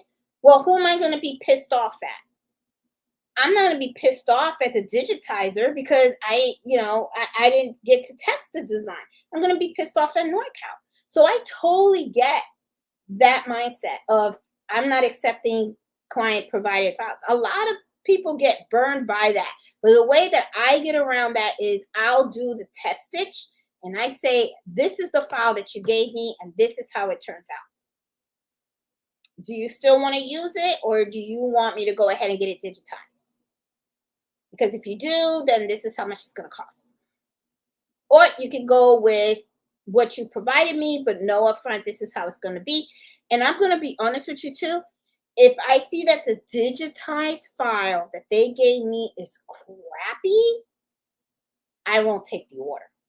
Honestly, I will not take the order, because even think about this. Even if they come out and then they say, oh, it looks like that for real.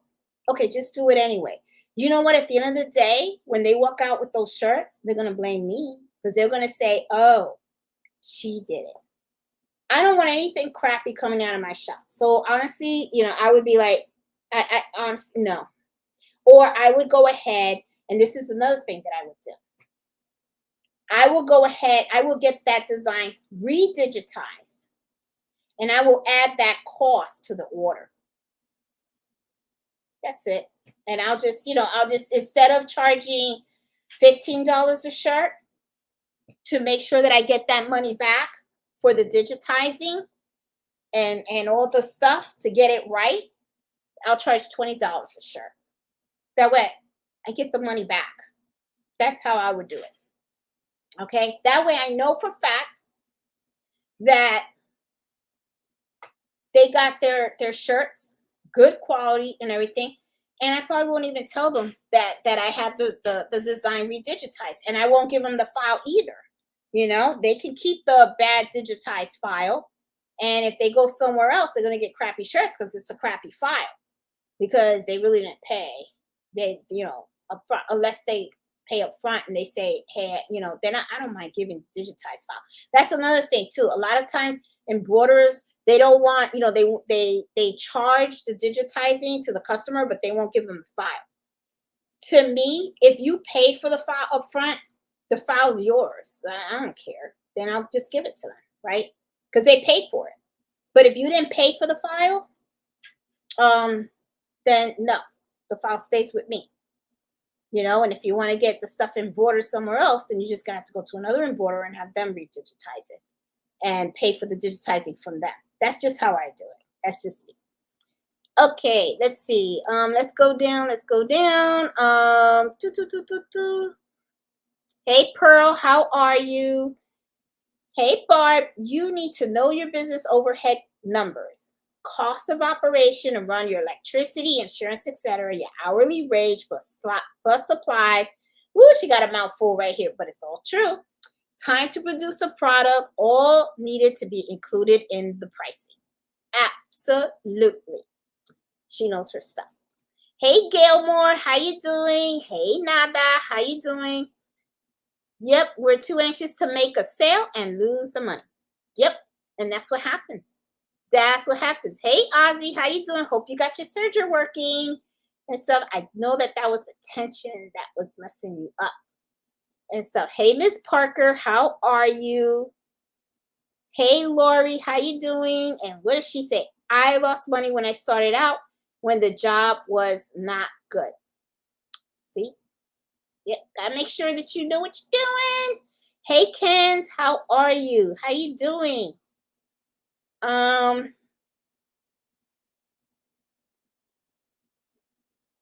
it looks like, I think you have your own channel. We got to check out Ken's channel then, because I see Iris pointed out, hey, I love to watch your videos. I gotta watch you too. I did not know you had a channel out there. I'm gonna have to watch you. And so when you get an order, does your customer have the design ready to go, or do you have to get it digitized for them? Most of the time, Lori, I only have one customer that had a file digitized already, and I test stitched it, and I had to get it redigitized. Okay, I talked this scenario just now, but a lot of times, Lori, I usually digitize the designs for them. Okay, and I agree with the person that said they don't accept. That is really the safe route to go because you don't want to be held responsible for someone else's work. Okay, you want to make sure that you are in control from start to finish of that order. So that is really the best thing to do. So a lot of times I do go that route. That's the route. You know, if they have a design out of courtesy, I will try to test stitch it, like I said before, but it's really the best policy is really to do it the way that person said. It is really to have everything digitized because you already worked with your digitizers and you know how it should look. So that's really the best way to do it. Hey, Wendy, how are you? Hey, Deborah Hennings, how are you? Oh, thank you. I'm glad you like the information. Jeanette, have you worked with no-show mesh stabilizer? Yes, I have. I want to embroider with it on flannel fabric. I have used cutaway stabilizer on the flannel before, but I didn't like the results. I have not done the no-show mesh on flannel, okay? And I wonder what was it about the results that you didn't like when you used the cutaway stabilizer on it? Did you get like puckering and stuff like that? Because this is the other thing, Kenny, when you put the cutaway stabilizer, right? Because the thing with flannel fabric is there is a little stretch to it, right? So that's one of the things that people use no-show mesh stabilizer is a lot on stretchy flat fabric. If you want to stick with this cutaway stabilizer, one of the things that I would recommend that you do is two things, really two things, okay? Flannel, I don't think you can iron on flannel, or if you do, you got to be very careful because you don't want that thing to go up in flames, right? So what I would do is I would, because it's really hard if you don't want to iron directly on it, I would use spray adhesives, temporary spray adhesive, right? Spray that on the cutaway and then lay the flannel on it because that's going to help the fabric not shift, okay? So if that's not the route that you want to go, and let's say you want to use the no-show mesh stabilizer, they do have the no-show mesh stabilizer that has the adhesive on it, right? But the thing is to activate the adhesive, you got to iron it. And the thing with flannel, from what I heard, I think it is, it's not good to iron on. So what I would do is you're going to have to iron somehow the no-show mesh to that fabric. But what I would do is put the no-show mesh on top of it, then take like another piece of fabric or maybe Teflon sheet or something like that, and then ironed on the actual Teflon sheet or the other piece of fabric or something on top. So that way your iron is not touching the flannel, okay? Because the thing is, I'm guessing that when you embroidered on that, it may have the fabric probably shifted or you got some type of puckering, okay? The other thing also is be careful on the type of design that you're using also on for embroidery. For example, sometimes the flannel fabric can be extremely fuzzy, right? So what happens is it's kind of thick, and you don't want like let's give an example of a font, right? You can have a font that's pretty thick, and you can have one that's thin. If you have a font that is thin, it can actually sink into the fabric, right?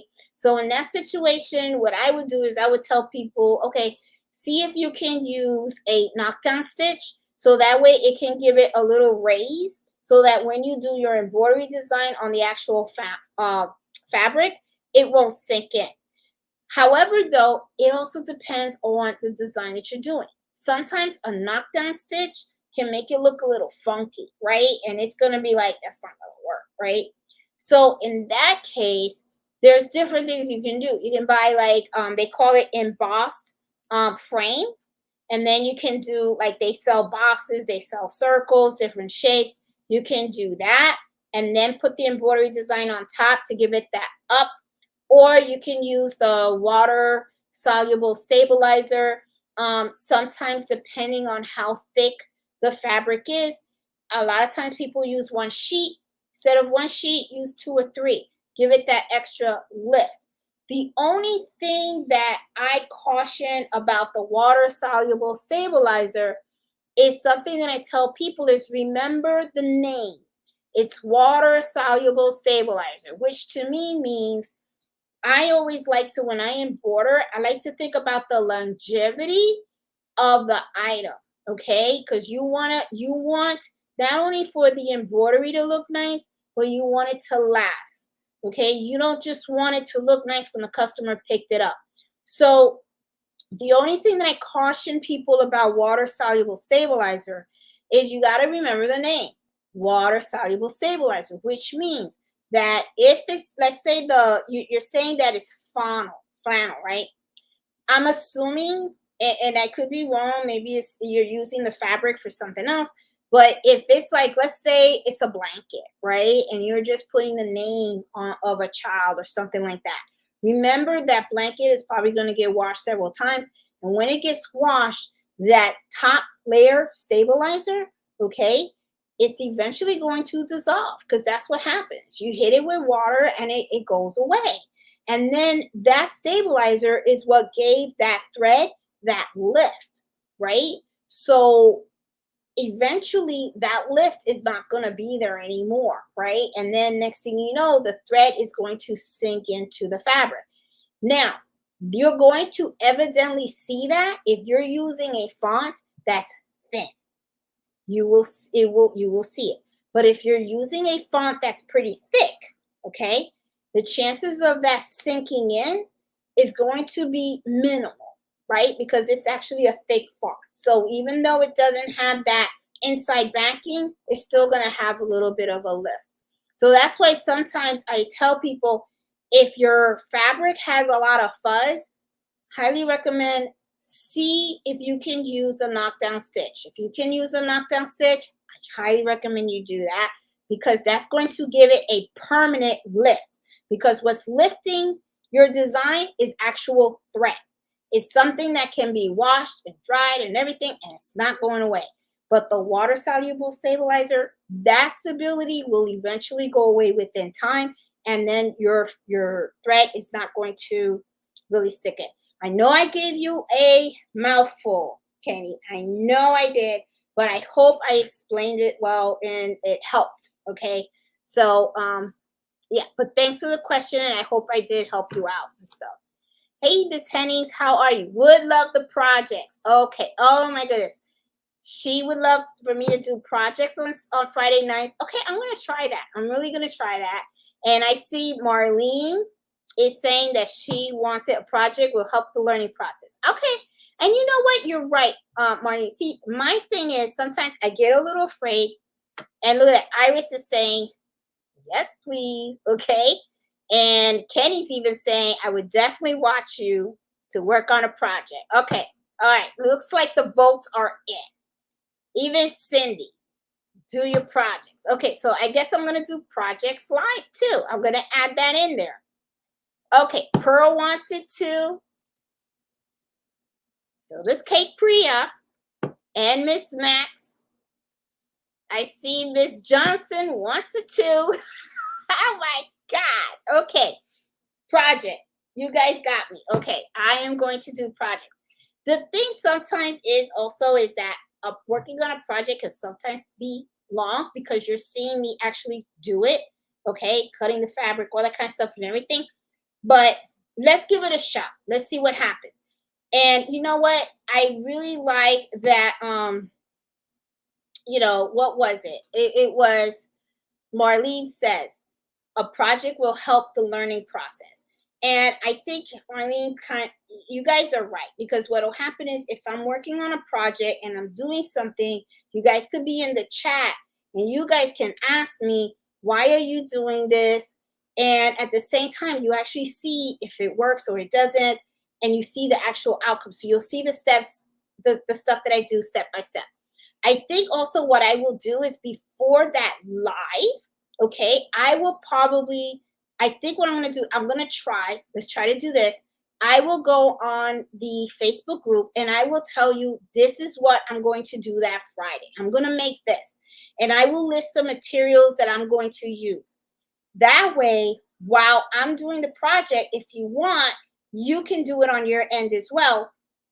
And we can work on it together step by step and see how it works. Okay.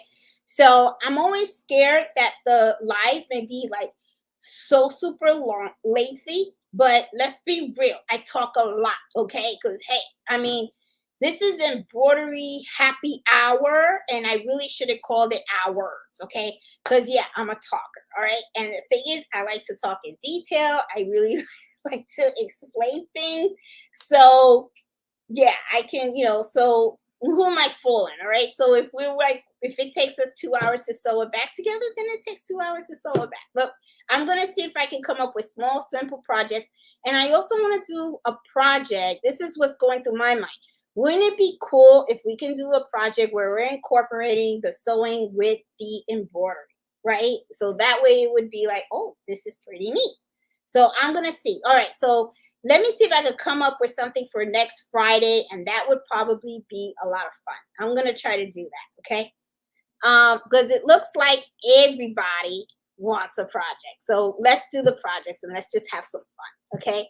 So, and Miss Diaz is saying your information is invaluable. Thank you so much. I'm glad that you guys really do enjoy these embroidery happy hours and you guys really find them valuable, and even the videos as well, because that tells me that it's helping someone out there. And that's really all I really want to do and stuff. So, let me see.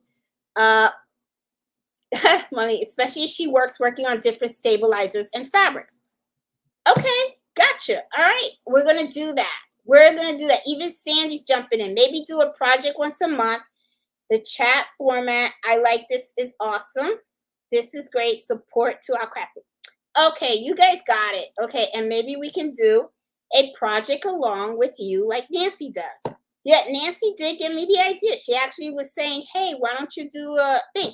And I'm like, well, you do that. And then at the same time, I'm like, well, I don't know if people would want to do a project with me, because I'm going to be honest with you, when I actually do work on something and I'm embroidering something and stuff, I do talk to myself. Okay. I do come out and I say, oh, should I do this? Should I do that? Oh, I really like the way this is coming out and I'm doing this and that, whatever. Well, hell, if I'm talking to myself, might as well talk to you guys, right? So, okay. So I'm going to do it. I will do it. Hey, Eartha, how you doing? Look at that. Everybody wants the project. Okay. Well, it looks like that's what's going to happen. Hey, Angela, how you doing? Appreciate your time and not thank you. Appreciate that.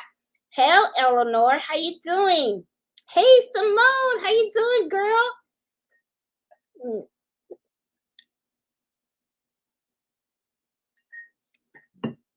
Hey, Rita, how are you? Enjoy your tea time. I am. I'm going to enjoy it. It's going to be fun. I'll post some pictures and stuff. Hey, Jeanette, love your videos, watching you and the Olympic trials. Love them, and you have a great weekend. Hot here in Alabama. It's hot here in Virginia, too. And I'm going out tomorrow and embroidering. You do your thing, Carol.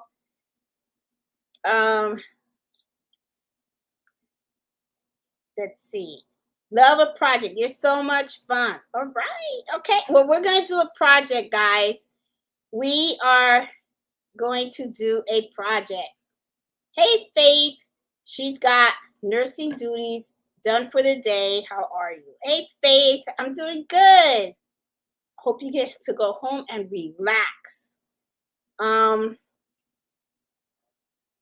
Let's see. Going down. Hey, Deidre. How are you? Hey, We Quilt Studio. How you doing? Oh, I quilt in the hoop. You would buy a 12-year-old combo sewing machine or is it too risky? 12-year-old, I don't know. That's pretty old. I would have to really look at it and stuff like that. I would probably need more details. Another thing, We Quill Studio, this is something that I would recommend that you do as well. It doesn't hurt to go to a sewing machine. I don't know if you're looking at it through an ad or something like that, and asking them about the machine, and how hard would it get serviced, and see how many stitches are on that machine. It's 12 years old. I'm assuming it has a lot of stitches. The thing is also that, and also see how much are they asking for it. And this is the other thing too. The new machines really are coming up with a lot of good capabilities and functions that I believe a 12-year-old machine may not have. So you may really want to take a look at it. I'm not saying that it's a no, but what I'm saying is just know that going in, that you are getting an older machine. So you may see a lot of people be able to do things, and your machine may not be able to handle certain things. Okay. So just do your homework on that. Make sure you go to a sewing machine shop, ask them about the servicing of a machine, and see, if it's worth it, right? And also see how much they're actually asking, and then compare that to the price of a new machine, okay? And if it's a significant amount of savings and you really just can't afford a new machine, then I would say, okay, if you can get repairs for it and stuff like that, then I would say go for it. But if you can't afford a new machine, and you're gonna look at the functionalities that's part of those new machines when you're doing the comparison with the the old machine. And if it's something that you it's a big difference and it's functionality that you may really be interested in and stuff like that, you might want to ease yourself into maybe a new machine. So, I don't want to tell you no or yes, but I do want to give you some stuff to think about so that you can make the right decision for you. Because I'm kind of like the way I am when people ask me about, what machine I should get, what brand and stuff like that. I kind of like to stay on a neutral stage because, I don't think there is such a thing as really a bad machine. I just think that you really need to do what's right for you, right? It's just because one person has something doesn't mean the other person is right for them, right? And, there have been people that I know that have bought used embroidery and sewing machines, and they love it. Okay. And it's been a great buy for them. They saved a lot of money. They're getting what they need out of it and stuff like that. So, like I said, just look at it closely. Just making sure that you're doing that whatever you're investing in is going to be the right machine for you. So just some stuff for you to think about. Okay. Let's see. Let's see. Oh, and then I think she said she's been using the Oscar. I think that's the spelling. And embroiders very nice. That is another, yes, Simone. That is definitely another brand of embroidery thread that I know of. And it's really good quality too. The one that Simone is pushing is talking about as well. I've seen that as well. And look at that, Angela and Stitches is saying that she likes it. It's good quality too. See, and Pearl says she bought the Hemingway at the quilt shop. Oh, that's not bad. That's not a bad price. I thought for some reason that the Hemingway was probably a little more expensive and stuff. And and I use the Florina too because I kind of really like it. I like the shine, and I just feel like sometimes it gives it a more professional look. It really, truly does. The Madeira is very good quality thread too. The thing that I really loved about the Madeira is that I'm able to buy the 60 weight thread in a lot of colors that matches the 40 weight. So like I said, it just depends on the design, and stuff. Oh, and then Ozzy is saying that he likes the exquisite thread, and it's still affordable. Yep. Another vote for the Florina. And then Sandy saying, I'm a gifter, not business. So inexpensive is good. There you go. There you go. It all depends on what works for you. I'm telling you. Yep. Can you do a demo of embossing? I do have files of embossing. I will not do a actual demo of how to do embossing because that is a patented, that's owned by someone. And I've seen a lot of issues. The person that had patented, I think they got a patent on stuff on the actual process. I'm not getting involved with that. I don't get myself involved in copyright issues or infringement, stuff like that. It's not something that I do. So I will not be able to do a demo on that. My cousin is on the side in front of me, making fun of me right now. No, I'm not. You hear her? Yes, she is. No, I'm not.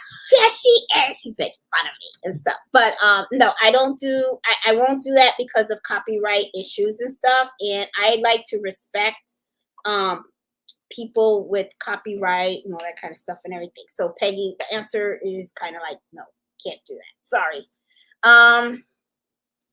Let's see. I did a Juju t-shirt with brother thread, and it's beautiful. You know, I wanted to do a tree shirt with that, but I see the files. I know it's a lot of work. But I have not. I gotta find the time because I see that some of those tree skirts are beautiful the way they come out. So I really want to do that. I want to be able to make one myself. Someone recommended purchasing supplies like thread from yard sales. I suggest you be careful and only buy new thread. Old thread negatively. Yes, and Joyce, that is one thing too. And let me tell you about thread. Thread can get brittle over time. I did do some research, and in the research, sometimes it says that the thread does not get Mellow, stop. The thread does not get brittle, but it can be because it depends on how they store the thread. If they store it in a room and it's exposed to a lot of sunlight, it can do a lot of damage to the thread. It has to be in good room temperature. Sometimes you really just don't know. You don't know how people took care of their stuff. So I totally agree with what Joyce is saying. When you're buying stuff from yard sales and stuff like that, you really got to be careful because you really don't know the situation, right? They could have the thread and they didn't really store it properly, or it could have had some spills on it. Stuff you just don't know. You know what I'm saying? So you just got to be careful. Hey, Debbie, how are you? Glad you could join us. Only 17 likes, Ellen. Is that true? Wow, come on, guys. I'm giving you this. Give me that thumbs up. Give me the thumbs up. Sandy said I got 54. Getting up there. All right. Let's see. Question. Where did you get that dog design? Did you get that dog design correct? We are still working on it, Iris. Let me tell you. This has been a process. I got one more test stitch to do. If this test stitch does not come out, then I am going to be reaching out to the Crafty Puerto Rican because it looks like we're going to have to do this doing sublimation patches. Okay. I'm really having a hard time knowing that we can't get this right because we are so close.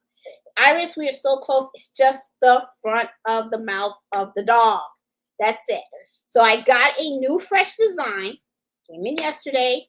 So tomorrow morning I will be starting the machine. Now maybe I'll videotape that. And hopefully it's a success. If it's not, then I don't know how many more test stitches I can do. I'm going to have to find another method. Okay. That doesn't mean that I'm not going to do it. I'm just going to have to find another method. I'm going to have to talk to the customer and try to figure it out because it's beautiful artwork and somehow we got to make this right. So, Iris, not yet, still working on it. And I'm going on 2 months that I am working on this, but I am determined. I really am. Do we get specials with Fossil? No, Sandy, we don't. This is the thing with digitizing, okay?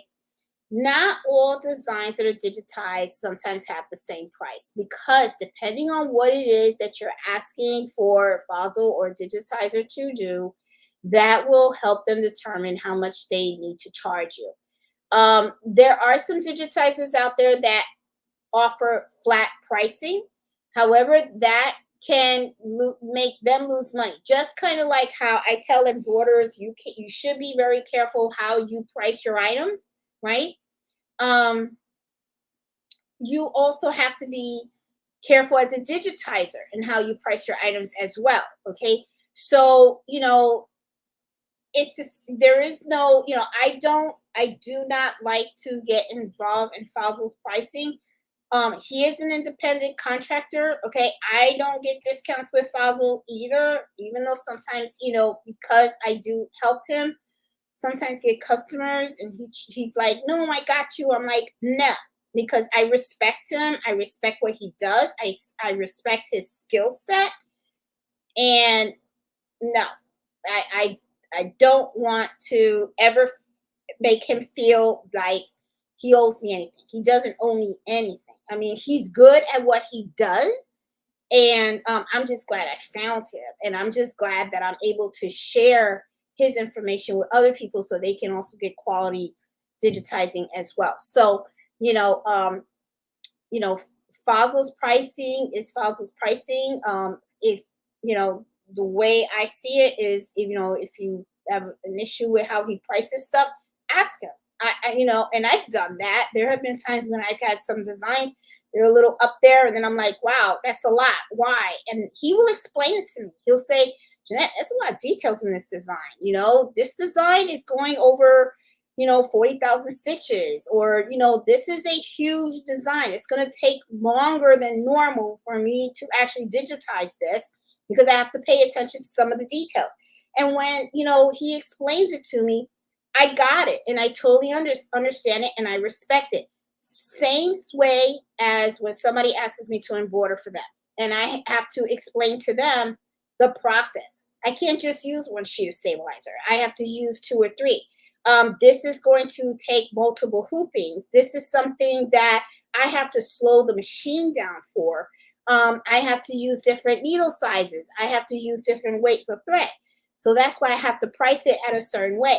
So that's usually how, so with Fossil, I would say just talk to him,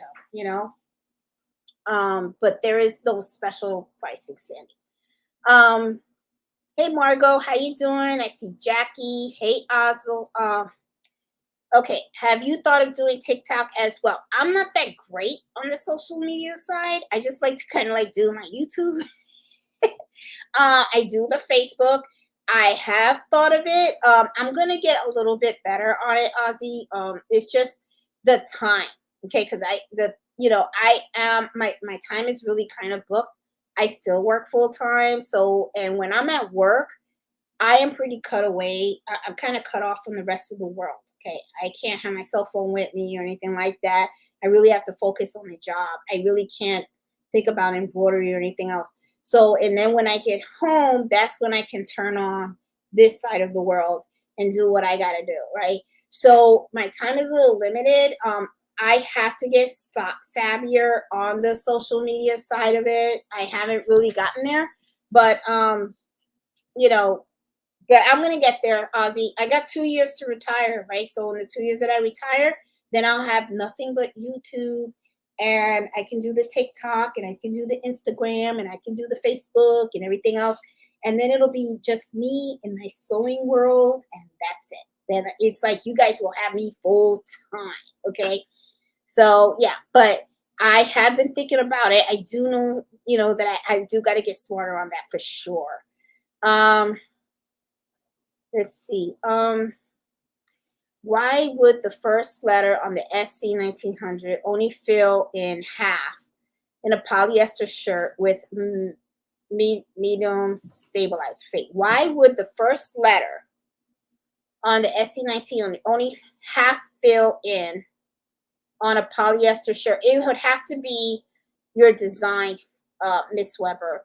That's the only thing. Because I never had a problem with with embroidering on a polo shirt. You just gotta, I would say test out the design, make sure that it's doing it well, and you have to make sure that you're hooping it right, and you gotta make sure that you're not starting in the middle point or something like that. I would have to get more information to see what you're doing, and I bet you if I was to actually see what you're doing, I'd probably point it out right away and stuff like that. So, yeah, thanks, Jeanette. That was my problem. It looked like the fabric was shrinking on the sizes. Yep. So it's shifting. Yeah. I guess that's the same thing as puckering. Do a couple of tests.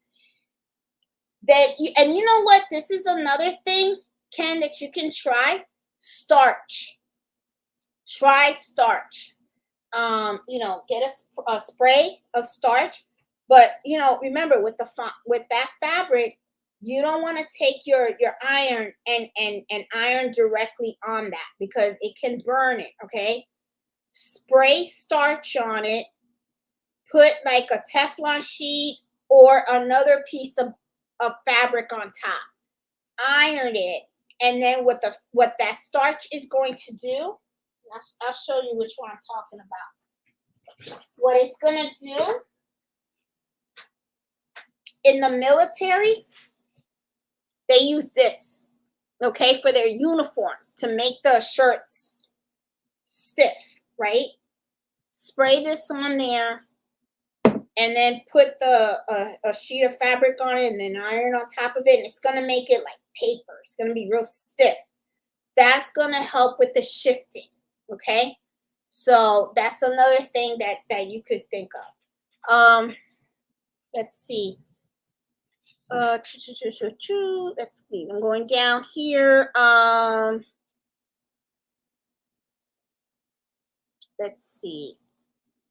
I don't think that we would mind how long it takes. It would be fun. Okay. And everybody's saying projects, wonderful. Okay. I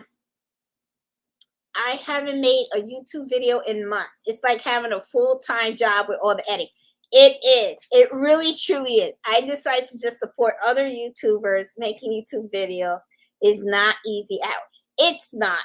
And you are correct. I mean, it's kind of funny because, like, I remember at first I was like thinking to myself, oh, YouTube channel, people, it's fun. You're just going around with cameras and stuff like that. It's a lot of work. And there's a lot of rules that you have to follow too and everything like that. So you got to make sure your channel is in good standing. You got to make sure that, like you said, that it's edits, and, you got to make sure that your camera is set up right. So especially if you're showing people how to do things, like for instance, in some of my videos, I was just starting out, right? So I didn't have like tripods or anything like that. So you got to make sure that you got the right equipment for the camera, so that way you can angle correctly and all that kind of stuff. So making these videos is a lot of work. It really, truly is. It takes a long time to do. Just setting up the cameras in the right position so that when you're doing every step of a project, it's filmed right and it's useful. So yeah, Kevin, it is a full-time job. It's a lot of work and stuff. Let's see. Join the groups and get feedback. Yeah. They came so far in the past few years. Yes, they have. And you know what's really great though, Marsha, is one of the things that I've noticed is the embroidery machines have really grown in functionality, okay? In really making it easier for people to, it's like they're listening to embroiderers, right? And even it's not just the machines either. People are actually, like the hoops, right? Like I love to use the Mighty Hoops. I think the Mighty Hoops were like the best invention ever. They make hooping so much easier, especially if you're using a multi-needle machine. They do have magnetic hoops for single needle machines too. The hooping stands, another big plus. Whether you have a single needle or a multi-needle machine, Hooping stands, a must. I actually have a video on the channel on a hooping stand for single needle machines, and I have hooping stand for multi-needle machines. I did an in-depth review of the hooping stand for the single needle machine. I am telling you, I wish to God I had that when I first bought my single needle machine. It makes hooping so much easier. Oh my God. I was like, that is like so super awesome. The hooping station for my multi-needle machine, godsend too. They're pricey. I ain't gonna lie. These machines are really, really pricey, but they're worth every penny. So I will say, I mean, and you know, embroidery it's not cheap. It really isn't. It's not cheap. And you know, a lot of times what happens too is a lot of people they go into, I'm gonna run an embroidery business, right? And they make so many mistakes because they don't watch things. They don't pay attention to things.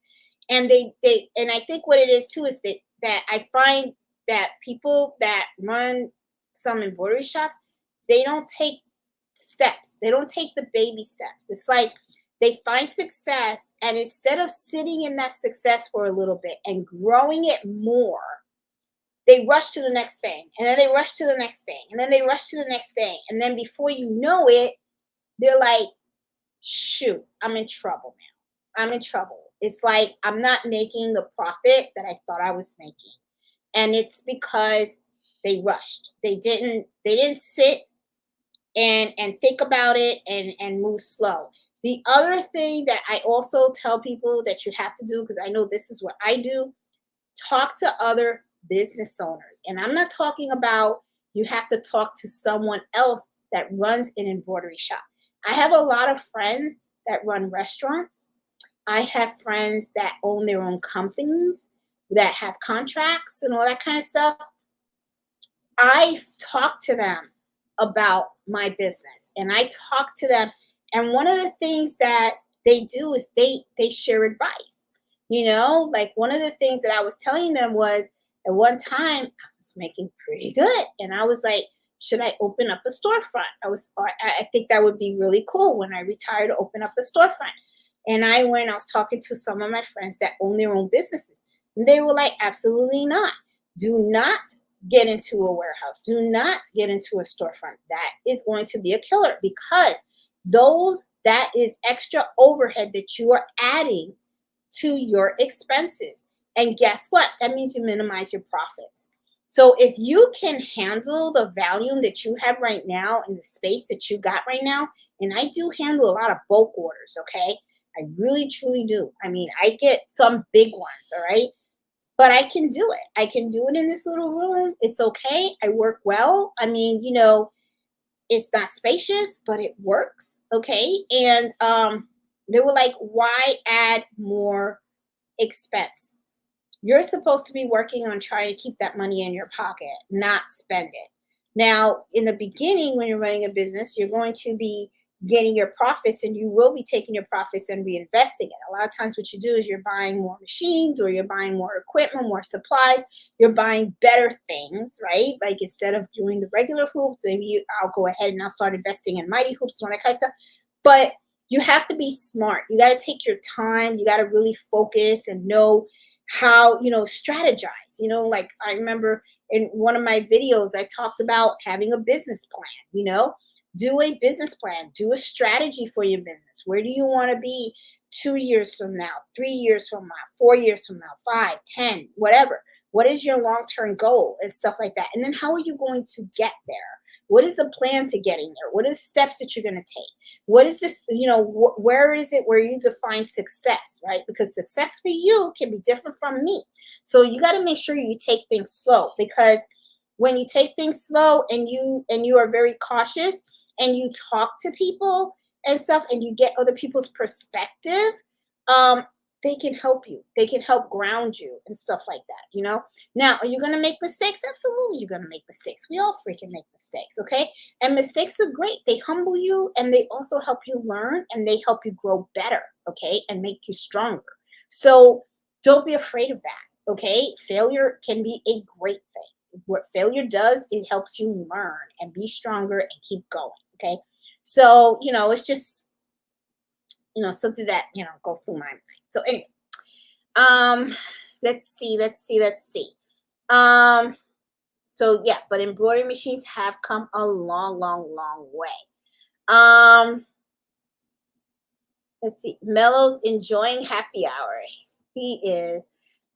Rayon thread has a shorter lifespan. Yes, it does. Yes. And I find that rayon thread fades. It fades in the wash. So I was at one time, NorCal, I have bought some rayon thread, but I do notice the quality, the change. So I kind of like, I still have it, but I barely use it. I will not use it for customer orders. That's for sure. I don't. Um, Not worth buying. Yeah, I agree. I kind of agree. Yeah. Uh, Ethics are phenomenal. Oh, thank you, Sandy. um, let's see. His work and price is great. Love his work. He's really good. Yeah, Rhonda. I really good. Lori, I retire in 2 years too from my daycare business. 2026 can't get here any faster, right? So I can't wait to jump to just do embroidery and crafts. Me too. Lori, I'm with you. I am with you. Yeah, we got 74 watching. Oh my God, that's like so cool. Thank you so much, guys. I appreciate that. And the supervisor is watching. Yeah, Mello always has an eye on me, boy. He wants to make sure that that is something. Okay. Let's see. I have a friend that has a Etsy shop. She needed help, so I worked with her for a couple of months for free, but I learned so much. Totally agree. Yeah. I mean, and this is another thing too. Success should never be rushed. You know, a lot of times, because Marsha mentioned the Etsy shop, a lot of times what happens is that people will start an adventure, right? And they'll open up an Etsy shop or an online store, stuff like that. And then they have like this vision that they open it and that they're gonna wake up the next morning, they're gonna have like 200 orders. It doesn't happen like that, guys. It really doesn't. Okay, it takes time. So you gotta have patience, and you just have to keep at it, and keep at it, and keep at it, and keep at it. Everything eventually works out in the end the way it's supposed to. Honestly, I'm a true believer of that. Okay, you get back what you put into the universe. I'm a true believer of that. So it's, to me, I'm like, just, do your thing, believe in yourself, take your time. Don't worry about, and that's another thing too. You guys ever heard the term keeping up with the Joneses, right? Somebody's got something, so everybody feels like they gotta rush out and they gotta get that too, or they have to, somebody's doing something, so you gotta do the same thing or better or stuff like that. No, don't do that. Okay. Do it because you want to do it. Do it because you love it. Do it because this is something you want for you, and do it at your own pace. Okay.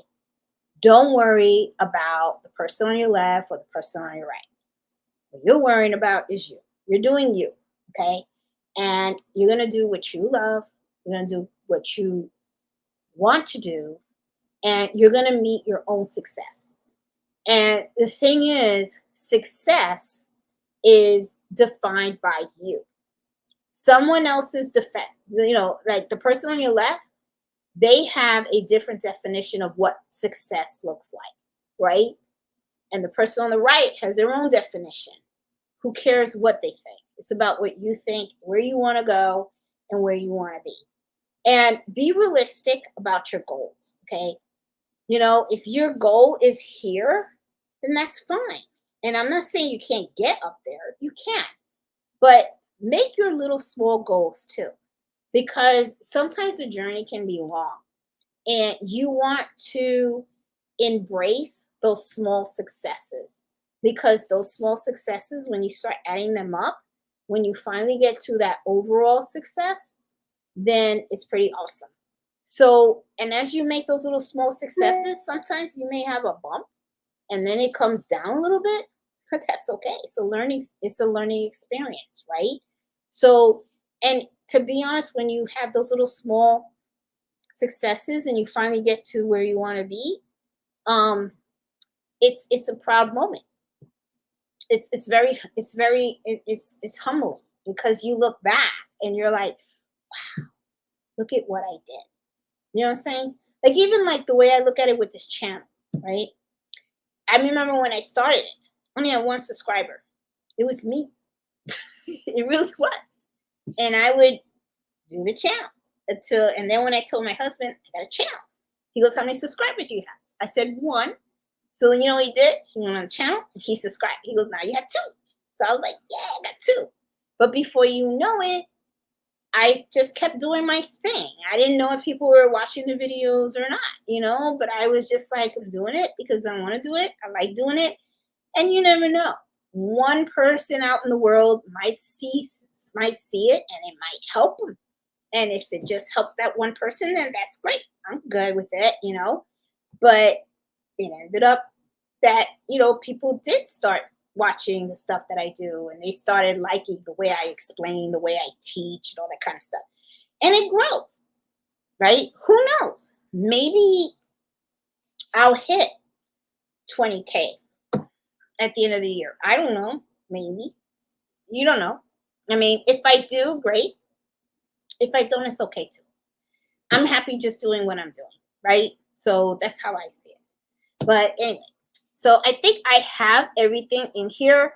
Oh, and Jacqueline said, I just got my first embroidery machine, a multi-head and a flat.